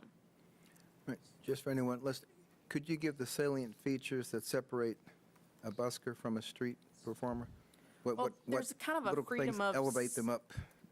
Yes, there's a freedom of speech component. So if somebody's trying to exercise their free speech component, we're not permitting that. We're not, you don't have to have a permit for that. But if you're intending on having a performance down there, you know, doing caricatures and charging somebody for that, you know, if people are sketching, you know, side profiles, you know, you're going to do balloon animals and charge for those balloon animals, those types of things, those fall under street performance.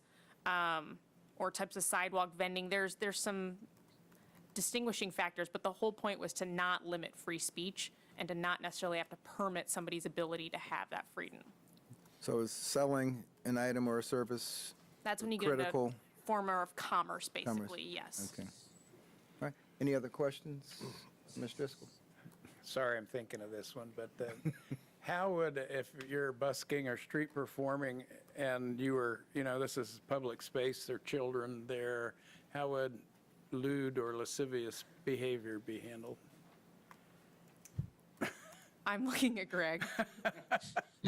Because there's that very fine line on free speech. And frankly, if somebody called into the office and said that, my first call would probably be to Greg to have that conversation. I mean, there's disrupting the peace and things like that. Do you want to get into this? Well, I would simply have to indicate that I would, in response to that call from Ms. Driscoll, I would say that we Need more details? certainly we certainly need to speak either to the Salina Police Department, given their training and ability to address that sort of question, as well as, if necessary, the city prosecutor's office would be certainly the better authority than I in terms of whether there was in fact thought to be a violation.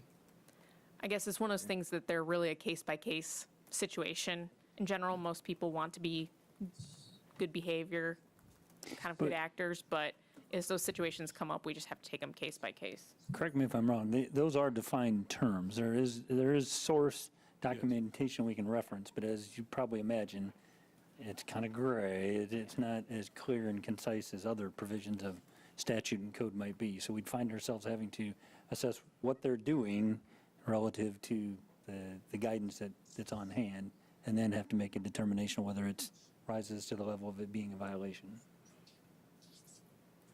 Just had to ask. I would think that they'd have to fit within the confines of any other member of the general public. So it seems like it'd be universally applied, whether a pedestrian or a busker. If it's an issue, we'll know about it, I guess is where I'm. Yeah, the definitions I'm thinking of lewd and lascivious Yeah. are generally applicable. We'd have to look at that language relative to what a busker was doing and then make a determination.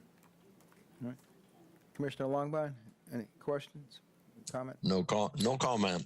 All right, thank you. Any questions, comments, concerns from the public?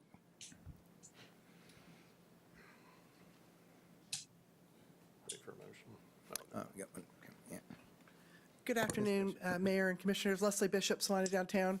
The one thing that I will say, and I am, please, Greg, don't hold me to the fire here, but we had a comedian last Friday for our first Friday event, and we just kindly said, please be mindful that we have children in the audience and watch your language, and that it went along fine. So that is one thing that we did when we hired this comedian to perform on Friday. We just said, family friendly, if that is at all useful. Thank you. All right, entertain a motion on 6.2. I move that we approve resolution number 22-8057. Second? A second. It moved and seconded to approve resolution 22-8057. All in favor, say aye. Aye. Aye. Aye. Motion carries 4-0. And we will move on to 6.3. Item 6.3, approve ordinance number 22-11116 on first reading, amending and supplementing ordinance number 22-11099, exempting certain property in the city of Salina, Kansas from ad valorem taxation for economic development purposes pursuant to Article 11, Section 13 of the Kansas Constitution, providing the terms and conditions for ad valorem tax exemption and describing the property so exempted.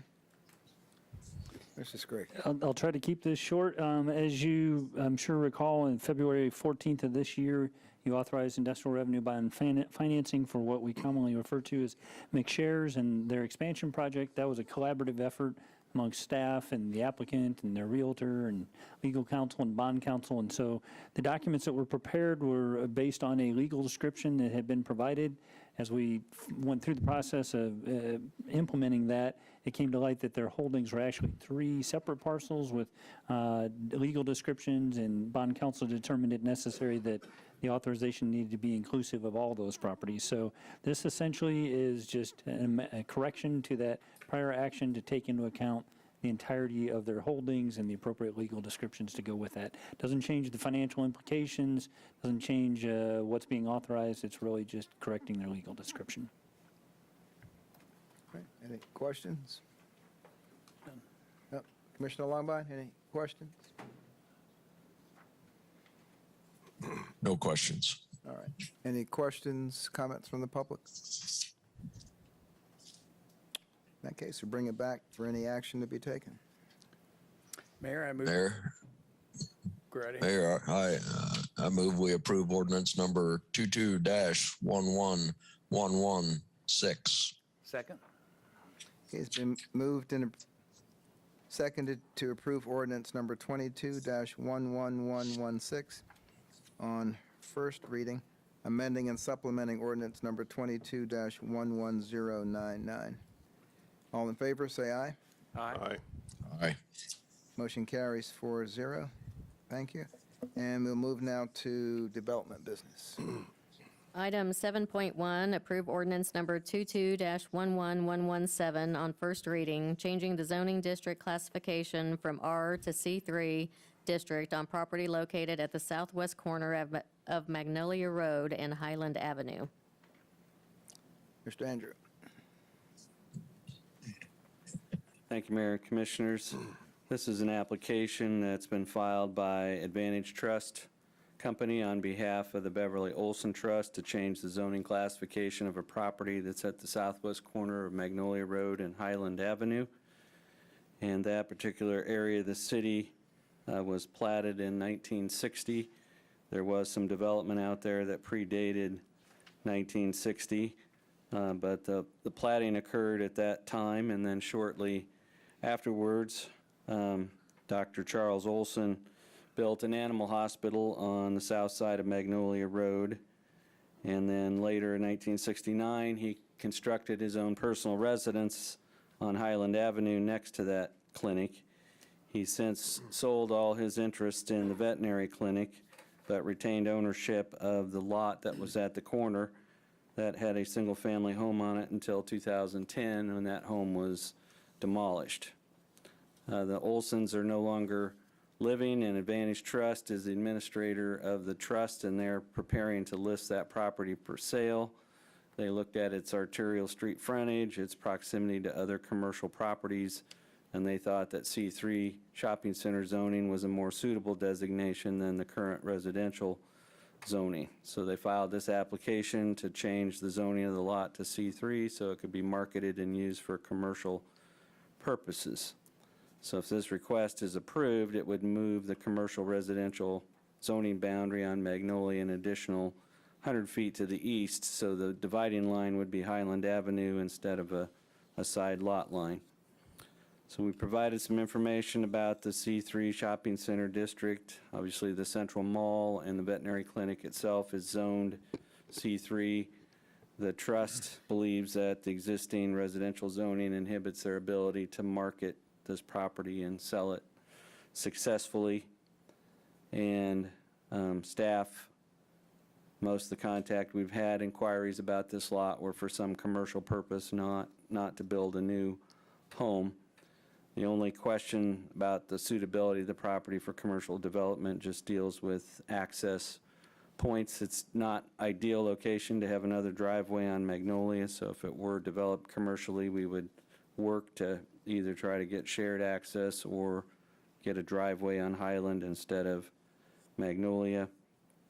If you're familiar with the area, you have Riddle's Jewelry, formerly the Verizon store, a new Aldi's grocery store, and the existing veterinary clinic in the vicinity. And then you also have a church on the east, and that serves as a buffer between this property and other residential. So again, if you were to take favorable action on this, you would be moving the commercial boundary an additional 100 feet to the east. The Planning Commission conducted a public hearing on this request on May 17th. There were no public comments that were received at that hearing. This is, again, it's a transition area between a solidly commercial area to the west and residential to the south and east. So it's a judgment decision for you whether you think the commercial residential boundary should be moved. But this comes with a recommendation for approval, and you could concur with that recommendation and approve the attached ordinance on first reading. You could refer this matter back to the Planning Commission for reconsideration and give them the reasons for your disagreement with their action.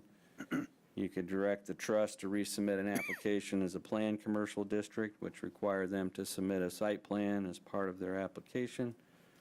Or you could overturn the recommendation of the Planning Commission and decide that this property should remain residential.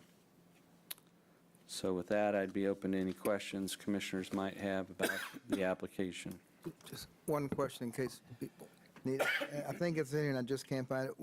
What's the property just to the south of this lot being used? Just to the south of this lot is the former residence of Dr. Olson, and that was sold separately. It's got a new owner and resident, and they were made aware of this request to rezone the property, and they didn't have any comments, at least they expressed to staff. So, but they were made aware when they bought it that this was being pursued. Okay, thank you. Question? Good. Commissioner Longbine? No questions. Okay, any questions from the public, concerns? All right, well, bring it back for action. Mayor, I move we approve ordinance number 22-11117.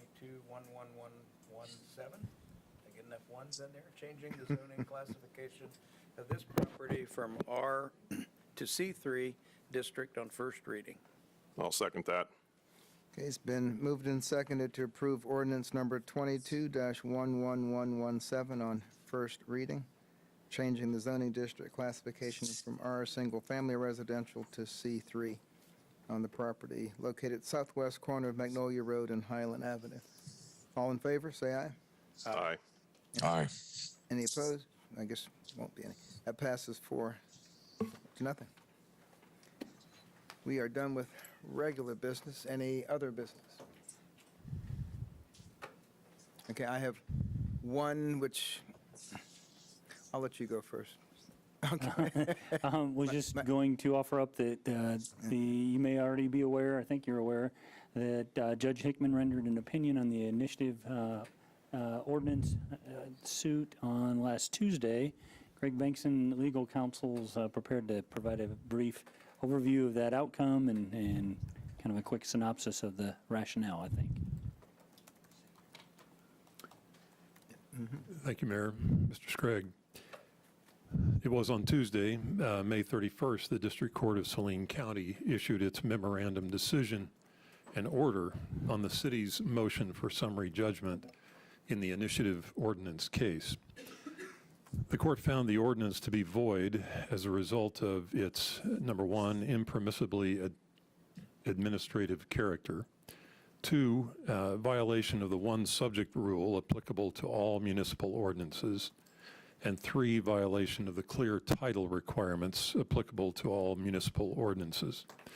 The court denied summary judgment on the arguments relating to city home rule and legislative authority. An executive session has been scheduled following the citizens forum, should the mayor and commissioners have questions for legal counsel regarding the court's ruling. All right. Any questions from the commission? Not this time, thank you. All right. Thank you. Any other business? I just have one, and I was walking along Santa Fe yesterday, and we'd had some discussion about the back of the stage. In the back actually faces the intersection at Santa Fe and Ash, and I was just wondering if that would be a suitable location, or I thought it would be a great location, actually, to have either a visitor's kiosk or some interactive message system for visitors or just local folks downtown to see what's going on.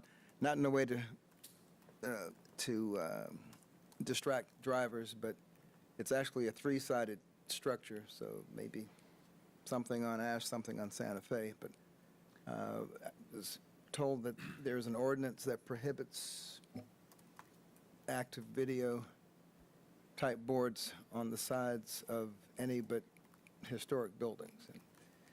And not that I need an answer or resolution right now, but just want to know if we could get this looked into. And Sure. That question's come up. I think it might be a little bit of an overgeneralization to say it's connected to historic, but staff's had some of that conversation, and we can provide a more detailed response on what the code says and whether an amendment would be required to allow for something like that. I know in the original discussion of the downtown plan, we had talked about interactive kiosk along Santa Fe. And that would seem to be a great location, even if it's not interactive, just to let you know what's going on downtown. Yeah, I assume you're familiar with the video board that's on the steeple, and that's an opportunity for sure. So we could look into, number one, the code, and look into what options are out there or what other communities might be doing. All right, thank you. Any other business? Oh, just more of a comment. I had the honor of just basically welcoming the Kansas Square Dance Association to the city last Saturday, and it was a fun group, nice group of people, and they had a 2-year hiatus because of the pandemic, and they were happy to be here, and I think they were going to patronize quite a few businesses, and they were just a great group of people. Figured I'd mention them. That's good. And the Relay for Life somehow managed to get a 6-hour hiatus in the rain, and actually had a very nice event down at Kansas Wesleyan. And if you haven't been down to Kansas Wesleyan recently, just walking around that campus, it's gorgeous. I mean, it's very peaceful. I'm very well landscaped. It looks like something you'd be proud to say, yeah, bring your kid down here and look at this college. It's very nice. All right, we have a request for an executive session. Are you doing the honors, sir? Should we do citizens yeah. forum first? I'm sorry. Citizens. Yes, we should. Thank you. I didn't know about the I totally forgot to turn the page over, so my brain got disrupted on that one. We are now at the Citizens Forum.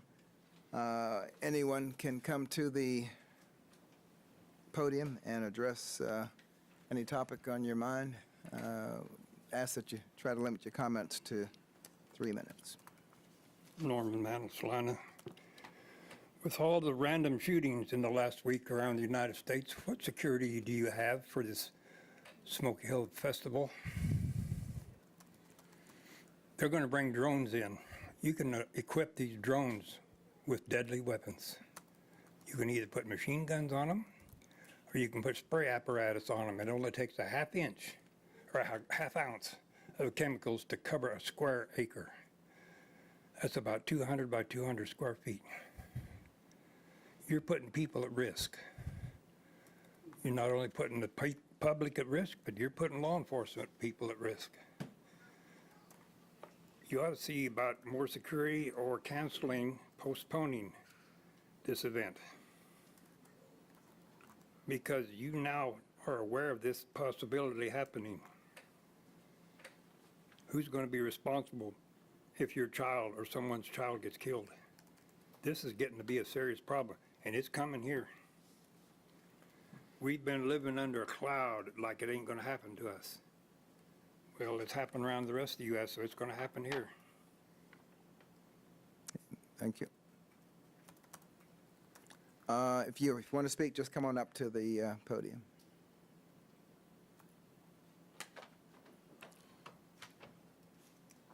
Thank you, Mr. Mayor. I greatly appreciate that. Yesterday around 7:30, I I'm don't sorry. know if anybody aware. Give the city clerk your name. Just- Oh, I'm Tracy Sin. Thank you. Yesterday around 7:30, I've noticed that people are picking on the homeless people.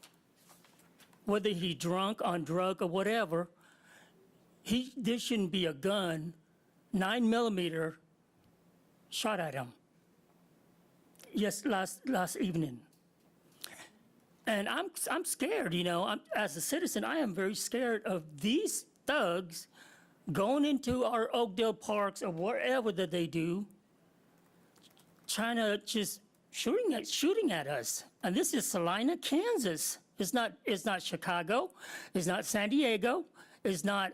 It's just a small little town, and with the Riverfest going on right now, next week, I'm scared for my life to even go. What can we do about that, Mr. Mayor? About that one incident, I don't know. I would actually It's not a one incident things happening. It's happening around United States of America and around the world. These thugs are just carrying guns and shooting at people. And he pretty much gave him like 16 stitches on his eyes and everything. And it's not a one incident thing. It happens around United States and around the world. And what can Salina do to make sure that we are safe? Either at night, morning, noon, or evening, whether you're homeless or have a home. A homeless person shouldn't be picked on or bullied because they're homeless. They shouldn't be pulling a gun at people like that. And it hurts me because they're a child of God too. fully agree with you. And I don't know about last night's incident, so I don't want to. Around 7:30 last evening, a guy was just walking, minding his own business. He was drunk, so what if he's drunk? That's his choice. And then there's an altercation going on. Then he pulled a 9mm gun on him and shot somewhere, but it missed him. So it didn't kill him yesterday. But I was able to communicate with the young man. I said, please tell me what's going on. And this has been going on all over the world. And we got it, I don't know what is it, what's going on in the park, Oakdale Park. There seem to be a lot of people in and out of there. I walk there going from my library down home. That's where I go. Sometime late at night, I go walk through there because I'm scared that I might be the next victim being shot at for no reason. I'm sorry. Okay, I'm up. No, Thank you. yeah, you- Actually, I have a come- question go for ahead. you. Was that incident reported to the police, hopefully? Yes, Okay. yes, it's taken care of, but I just want the city to be aware of what's going on and, and make sure that, I'm scared of that stuff. It's serious. I don't want to see another homeless person die. I don't want to see a homeless people be beaten. I don't want to see a homeless person degrading beyond where he is as a human being. And then there's also another thing is that there's a homeless veteran who has served in the Army for 22 years and working through cancer. He's having cancer, and he's going through the chemotherapy and everything. I know he doesn't want any help. He doesn't look for hands down or anything like that. But something got to be done about that man. He's dying. His body is processing of dying because he lost about 20, 30 pounds. The last couple of weeks I've seen him. And I'm going to put probably more onus on the organization than they would probably asked me to do, but ask him to at least stop in at Salina Grace as an initial stop, Okay, to at least Okay. get something started. okay. Thank you. Mr. Mayor, I greatly appreciate you being here. Thank Thank you. you. And to the Thank you. commissioner.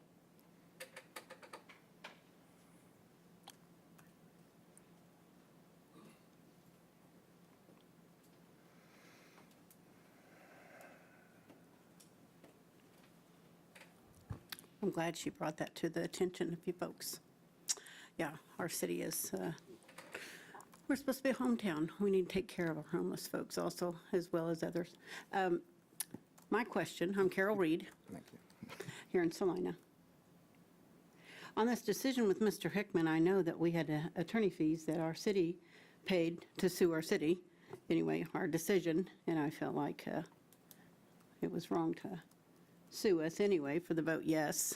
And so if this is the decision, I guess we have to accept it. But what was the final cost of the attorney fees for the city to bring this to Mr. Hickman?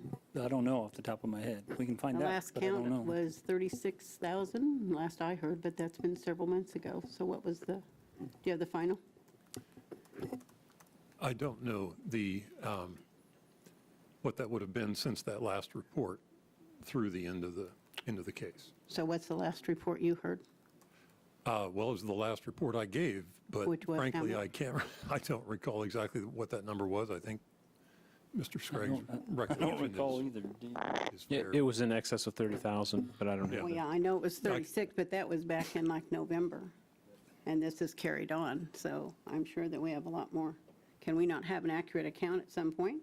We can provide it. I Meeting? just don't know it off the top of my head. Okay, so next week? We can get it to you if you have contact information. No, I'd like to have it announced here so the city knows what they spent on legal fees. Yeah, we can provide it. Thank you.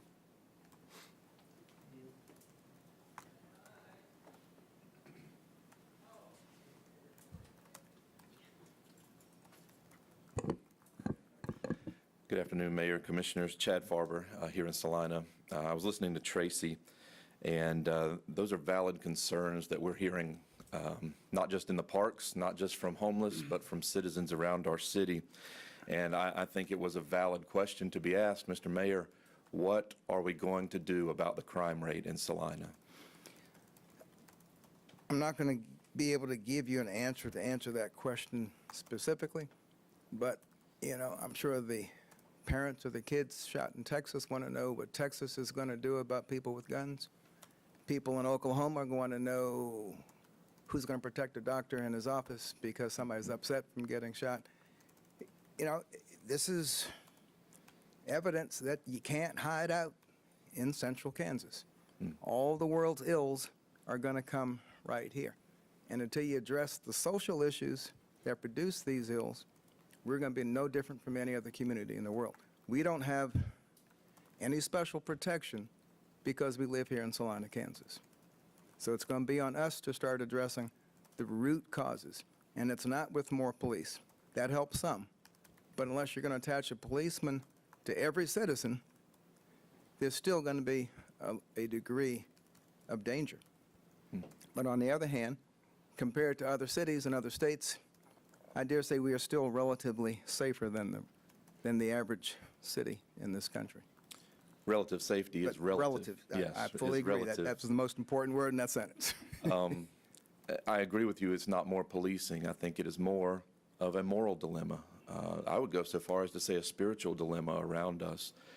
But our citizens deserve safety. Our law enforcement are gravely understaffed. I would go so far as to say gravely underpaid, under-respected in some cases. Even the material that they bring forth is not prosecuted correctly. And we have now gone down this avenue where we're seeing the results of that, unfortunately, more and more frequently. And so I, like you, do not know what the answer is, but I do believe the citizens of Salina deserve safety. I only have a few seconds left. You talk too much in an answer there, but Take a minute. I won't. Take another minute. On this 78th anniversary of D-Day, I want to bring that to our recognition today. The 156,000 soldiers that stormed the beaches and parachuted behind the lines there in France. After celebrating Memorial Day and the sacrifices that were made by our soldiers, I think we ought to remember those who stormed the beaches there in Normandy on this D-Day as well. As far as this ordinance goes, and we did receive the update from Mr. Bankson. My mind went blank there for just a moment. Mr. Bankson, I understand it was more of the heading and the title, but one thing that was completely ruled out was the unconstitutionality of this ordinance. So I would encourage the City Commission to take what the people wanted in that ordinance, correct whatever technicalities need to be made, and let the people's voice be heard. Let it move forward. Overwhelmingly, you saw the will of the people. And talking with Mr. Lankowitz several months ago, I guess it was, during the before the election, and even with Commissioner Hoppick, one of the things that they were concerned about was the unconstitutionality of this ordinance. And obviously, I didn't want anything illegal on the books either. But now that that has been waved aside and we realize it was more of a technicality by a title or by an administrative part, I would urge this commission to take that ordinance, that petition, look at the writings that are in there that the people voted that they wanted to move forward, get the technicalities sorted out, and let the will of the people move forward from there. I understand you have an executive session about this in just a few moments, and if need be with attorneys or legal input, I would expect and encourage you as a commission to move forward with the will of the people in this regard. Just want to clear, before you leave, clear up one thing. Did the Judge Hickman simply not address the constitutionality issue? Or did he decline to rule on that, or did he give an opinion regarding that?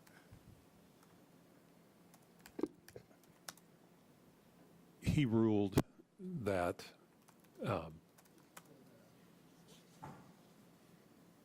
I want to be sure not to freelance on the judge's ruling. I hope you can appreciate. The language at the close of that discussion is the court finds that the plaintiff's argument as to the inability of the electors of the city of Salina to bind the government of the city of Salina for 10 years to be inconsistent with the case law and with the stated purpose of Home Rule Amendment and statutory framework. The court denies the plaintiff's motion for summary judgment on these grounds. That was the concluding statement on his discussion of those issues. Okay. All right. Thank you, guys.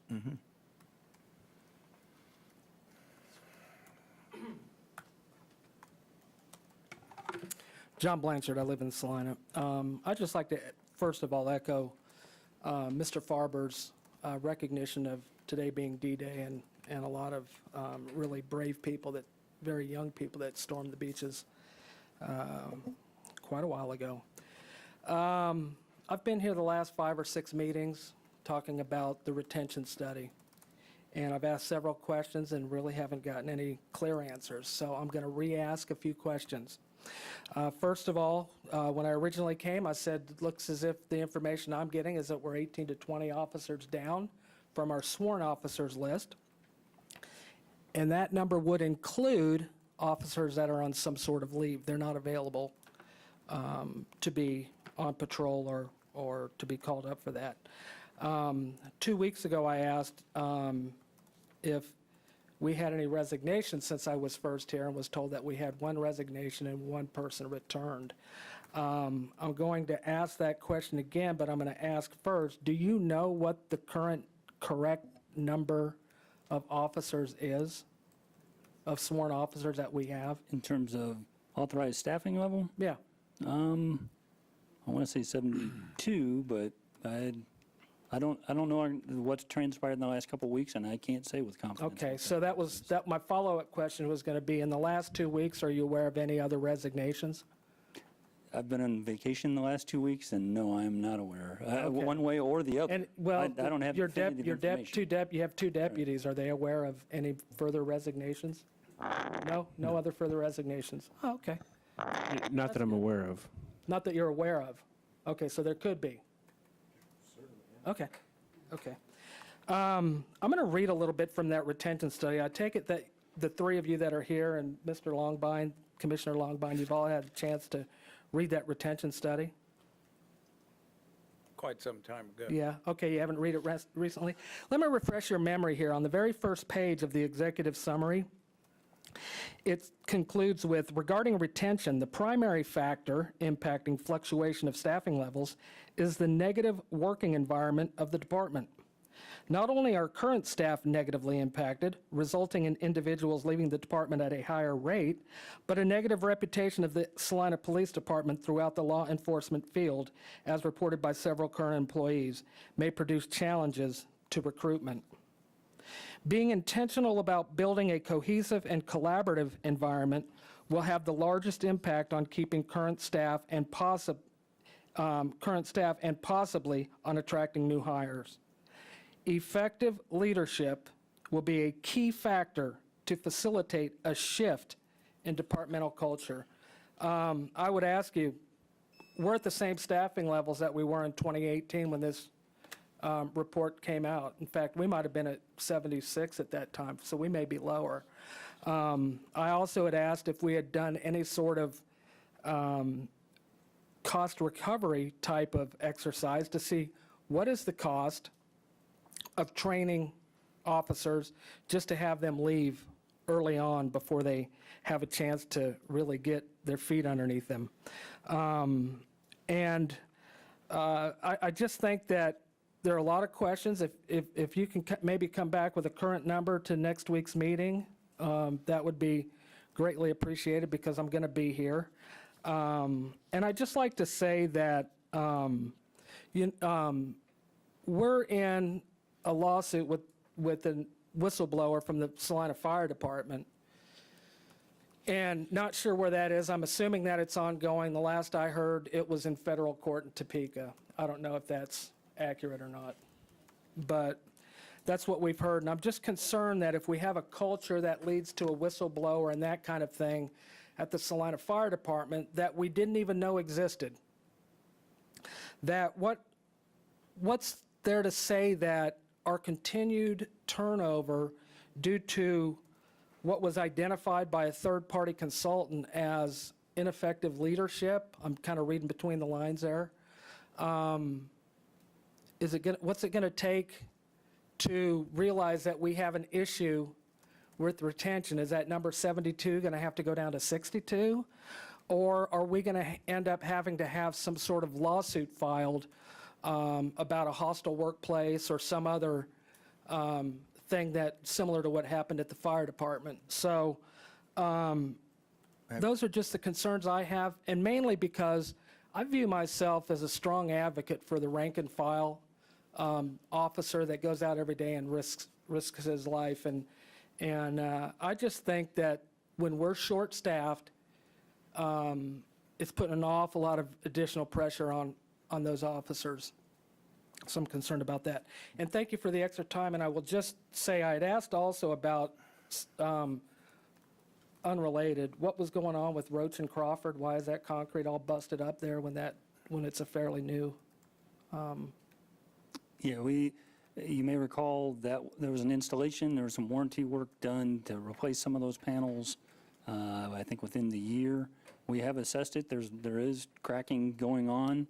We've looked at we think it's sub-base. We think there can be, it's kind of stable at the moment. There may need to be spot repairs needed, and then long-term, the next round of repair may require more subgrade work. Is our warranty expired, so is it all on us now? Yeah, in fact, I think the warranty work they did previously was more than might have been required of them. Okay. All right. Thank you. Thank you, guys, and thanks for your service.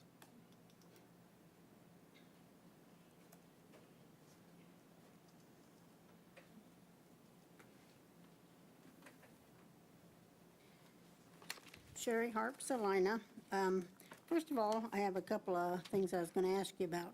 Did we ever get the email fix where you guys can get emails from us if we're concerned about something or we would like to send you an email? We worked on that during our study session today, and that should be working smoothly quite soon. There's been an interim solution in place ever since we were aware of the problem.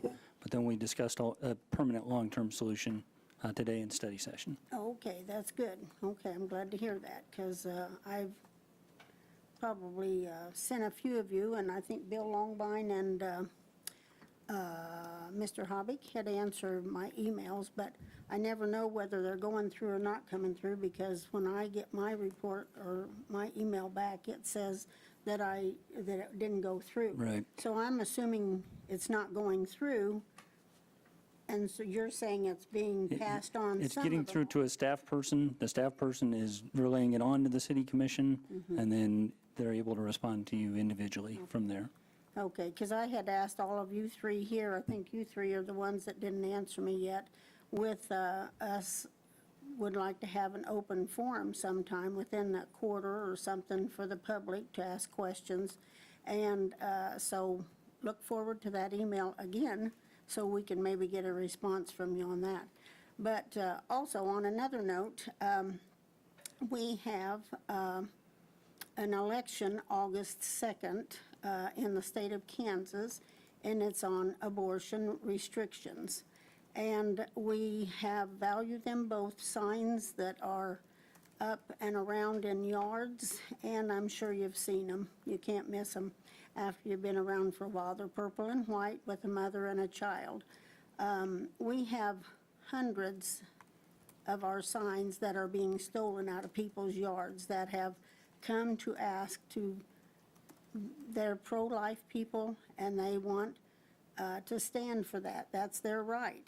But we've got somebody in our community that is going up and stealing our signs from these people's yards. And I just want to make you aware of that, because we're not out trying to steal anybody else's signs. We are law-abiding people. I'm with the Granny Brigade, but we stand for the law. We stand for doing things properly. And so it's really irritating when we have many people coming to us or emailing us saying somebody stole their sign again. And so that's their property, and they have no right being on their property. So I just want to make you aware of that. And we've got people that are trying to catch them on their Ring, doorbell to try to somehow get some kind of idea of who it is. But they're going to put the little face mask on and put up the little hoodie. So, they do their work at night. They don't do that in the daytime.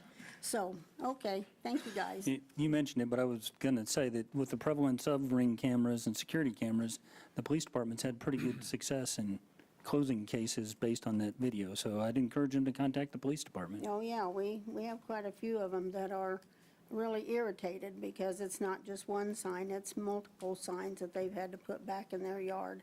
And they have every right to have that in their yard. So, okay, thank you. My guess is after sitting on the library board, Might be the same persons who are going into the library hiding the books that they don't want kids to have access to. Well, regarding that, maybe those kids shouldn't have those books. No, I'm just saying, You brought it up, but I'll have to. well, mention I that. brought it up to say that you have to decide if you're justified by the ends or the means. Yeah, I don't. And you have to I take agree. it both ways. I agree. We don't have anybody in our group that I know of that's doing that, and if we did, we would rebuke them, because we know in the public library, it is a public library. But there again, one of these days, maybe we'll have to take that conversation up with you, Mayor, because you're on the committee. So being how kids that are in kindergarten on up could get a hold of any of those books, that's, well, frustrating that our library would even hold. Or We do have a solution for that problem, though. You do? Yep, it's What's called a that? parent. A parent. Well, Go to there- the library with your child and see Okay. what they're reading.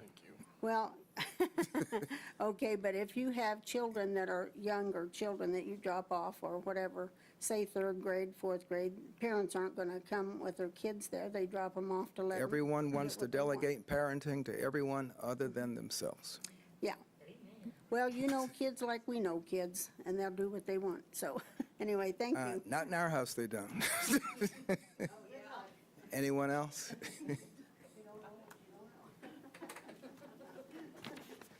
Anyone else want to come up?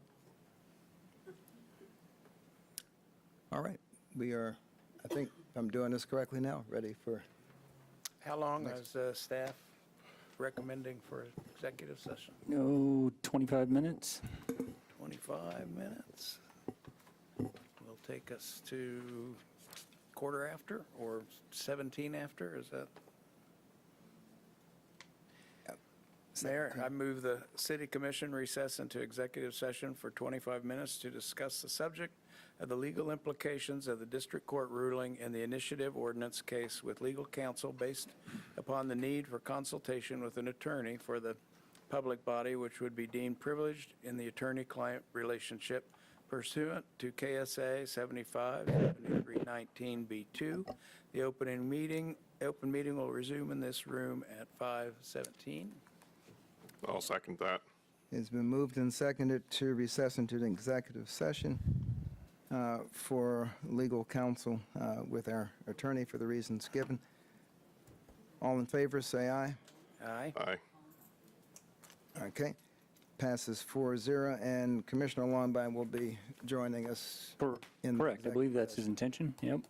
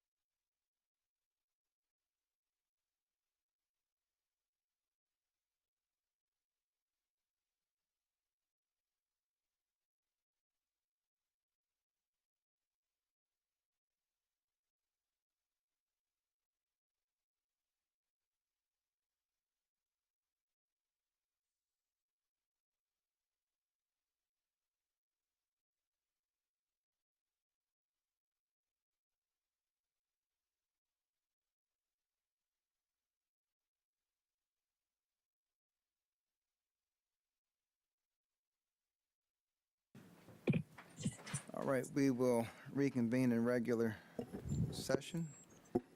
And were you, Yeah, I can try to give a Summarize. brief recap, I think. In light of the court ruling, there's no additional action required of you as the governing body. If you take no action, the judge's ruling would stand, and that would be the essence of it. Having said that, if you, as a governing body, wish to pursue considering some alternate step initiated by you as the governing body, that could be, and that conversation can start by way of a motion, and then you could deliberate on that. And then I guess lastly, there's no real basis for us as the, I guess you'd say, prevailing party to initiate an appeal. There is a time frame and a process to do that. If that happens, then we would update you and deliberate further if and when that would occur. okay, thank you. Any other comments from commissioners? None for No. me. No. Commissioner Longbine? No comment. Okay. Hearing none, entertain a motion for adjournment. So moved? Second. Okay, all in favor of adjournment, say aye. Aye. Aye. Aye. Aye. Okay, we're adjourned. Thank you.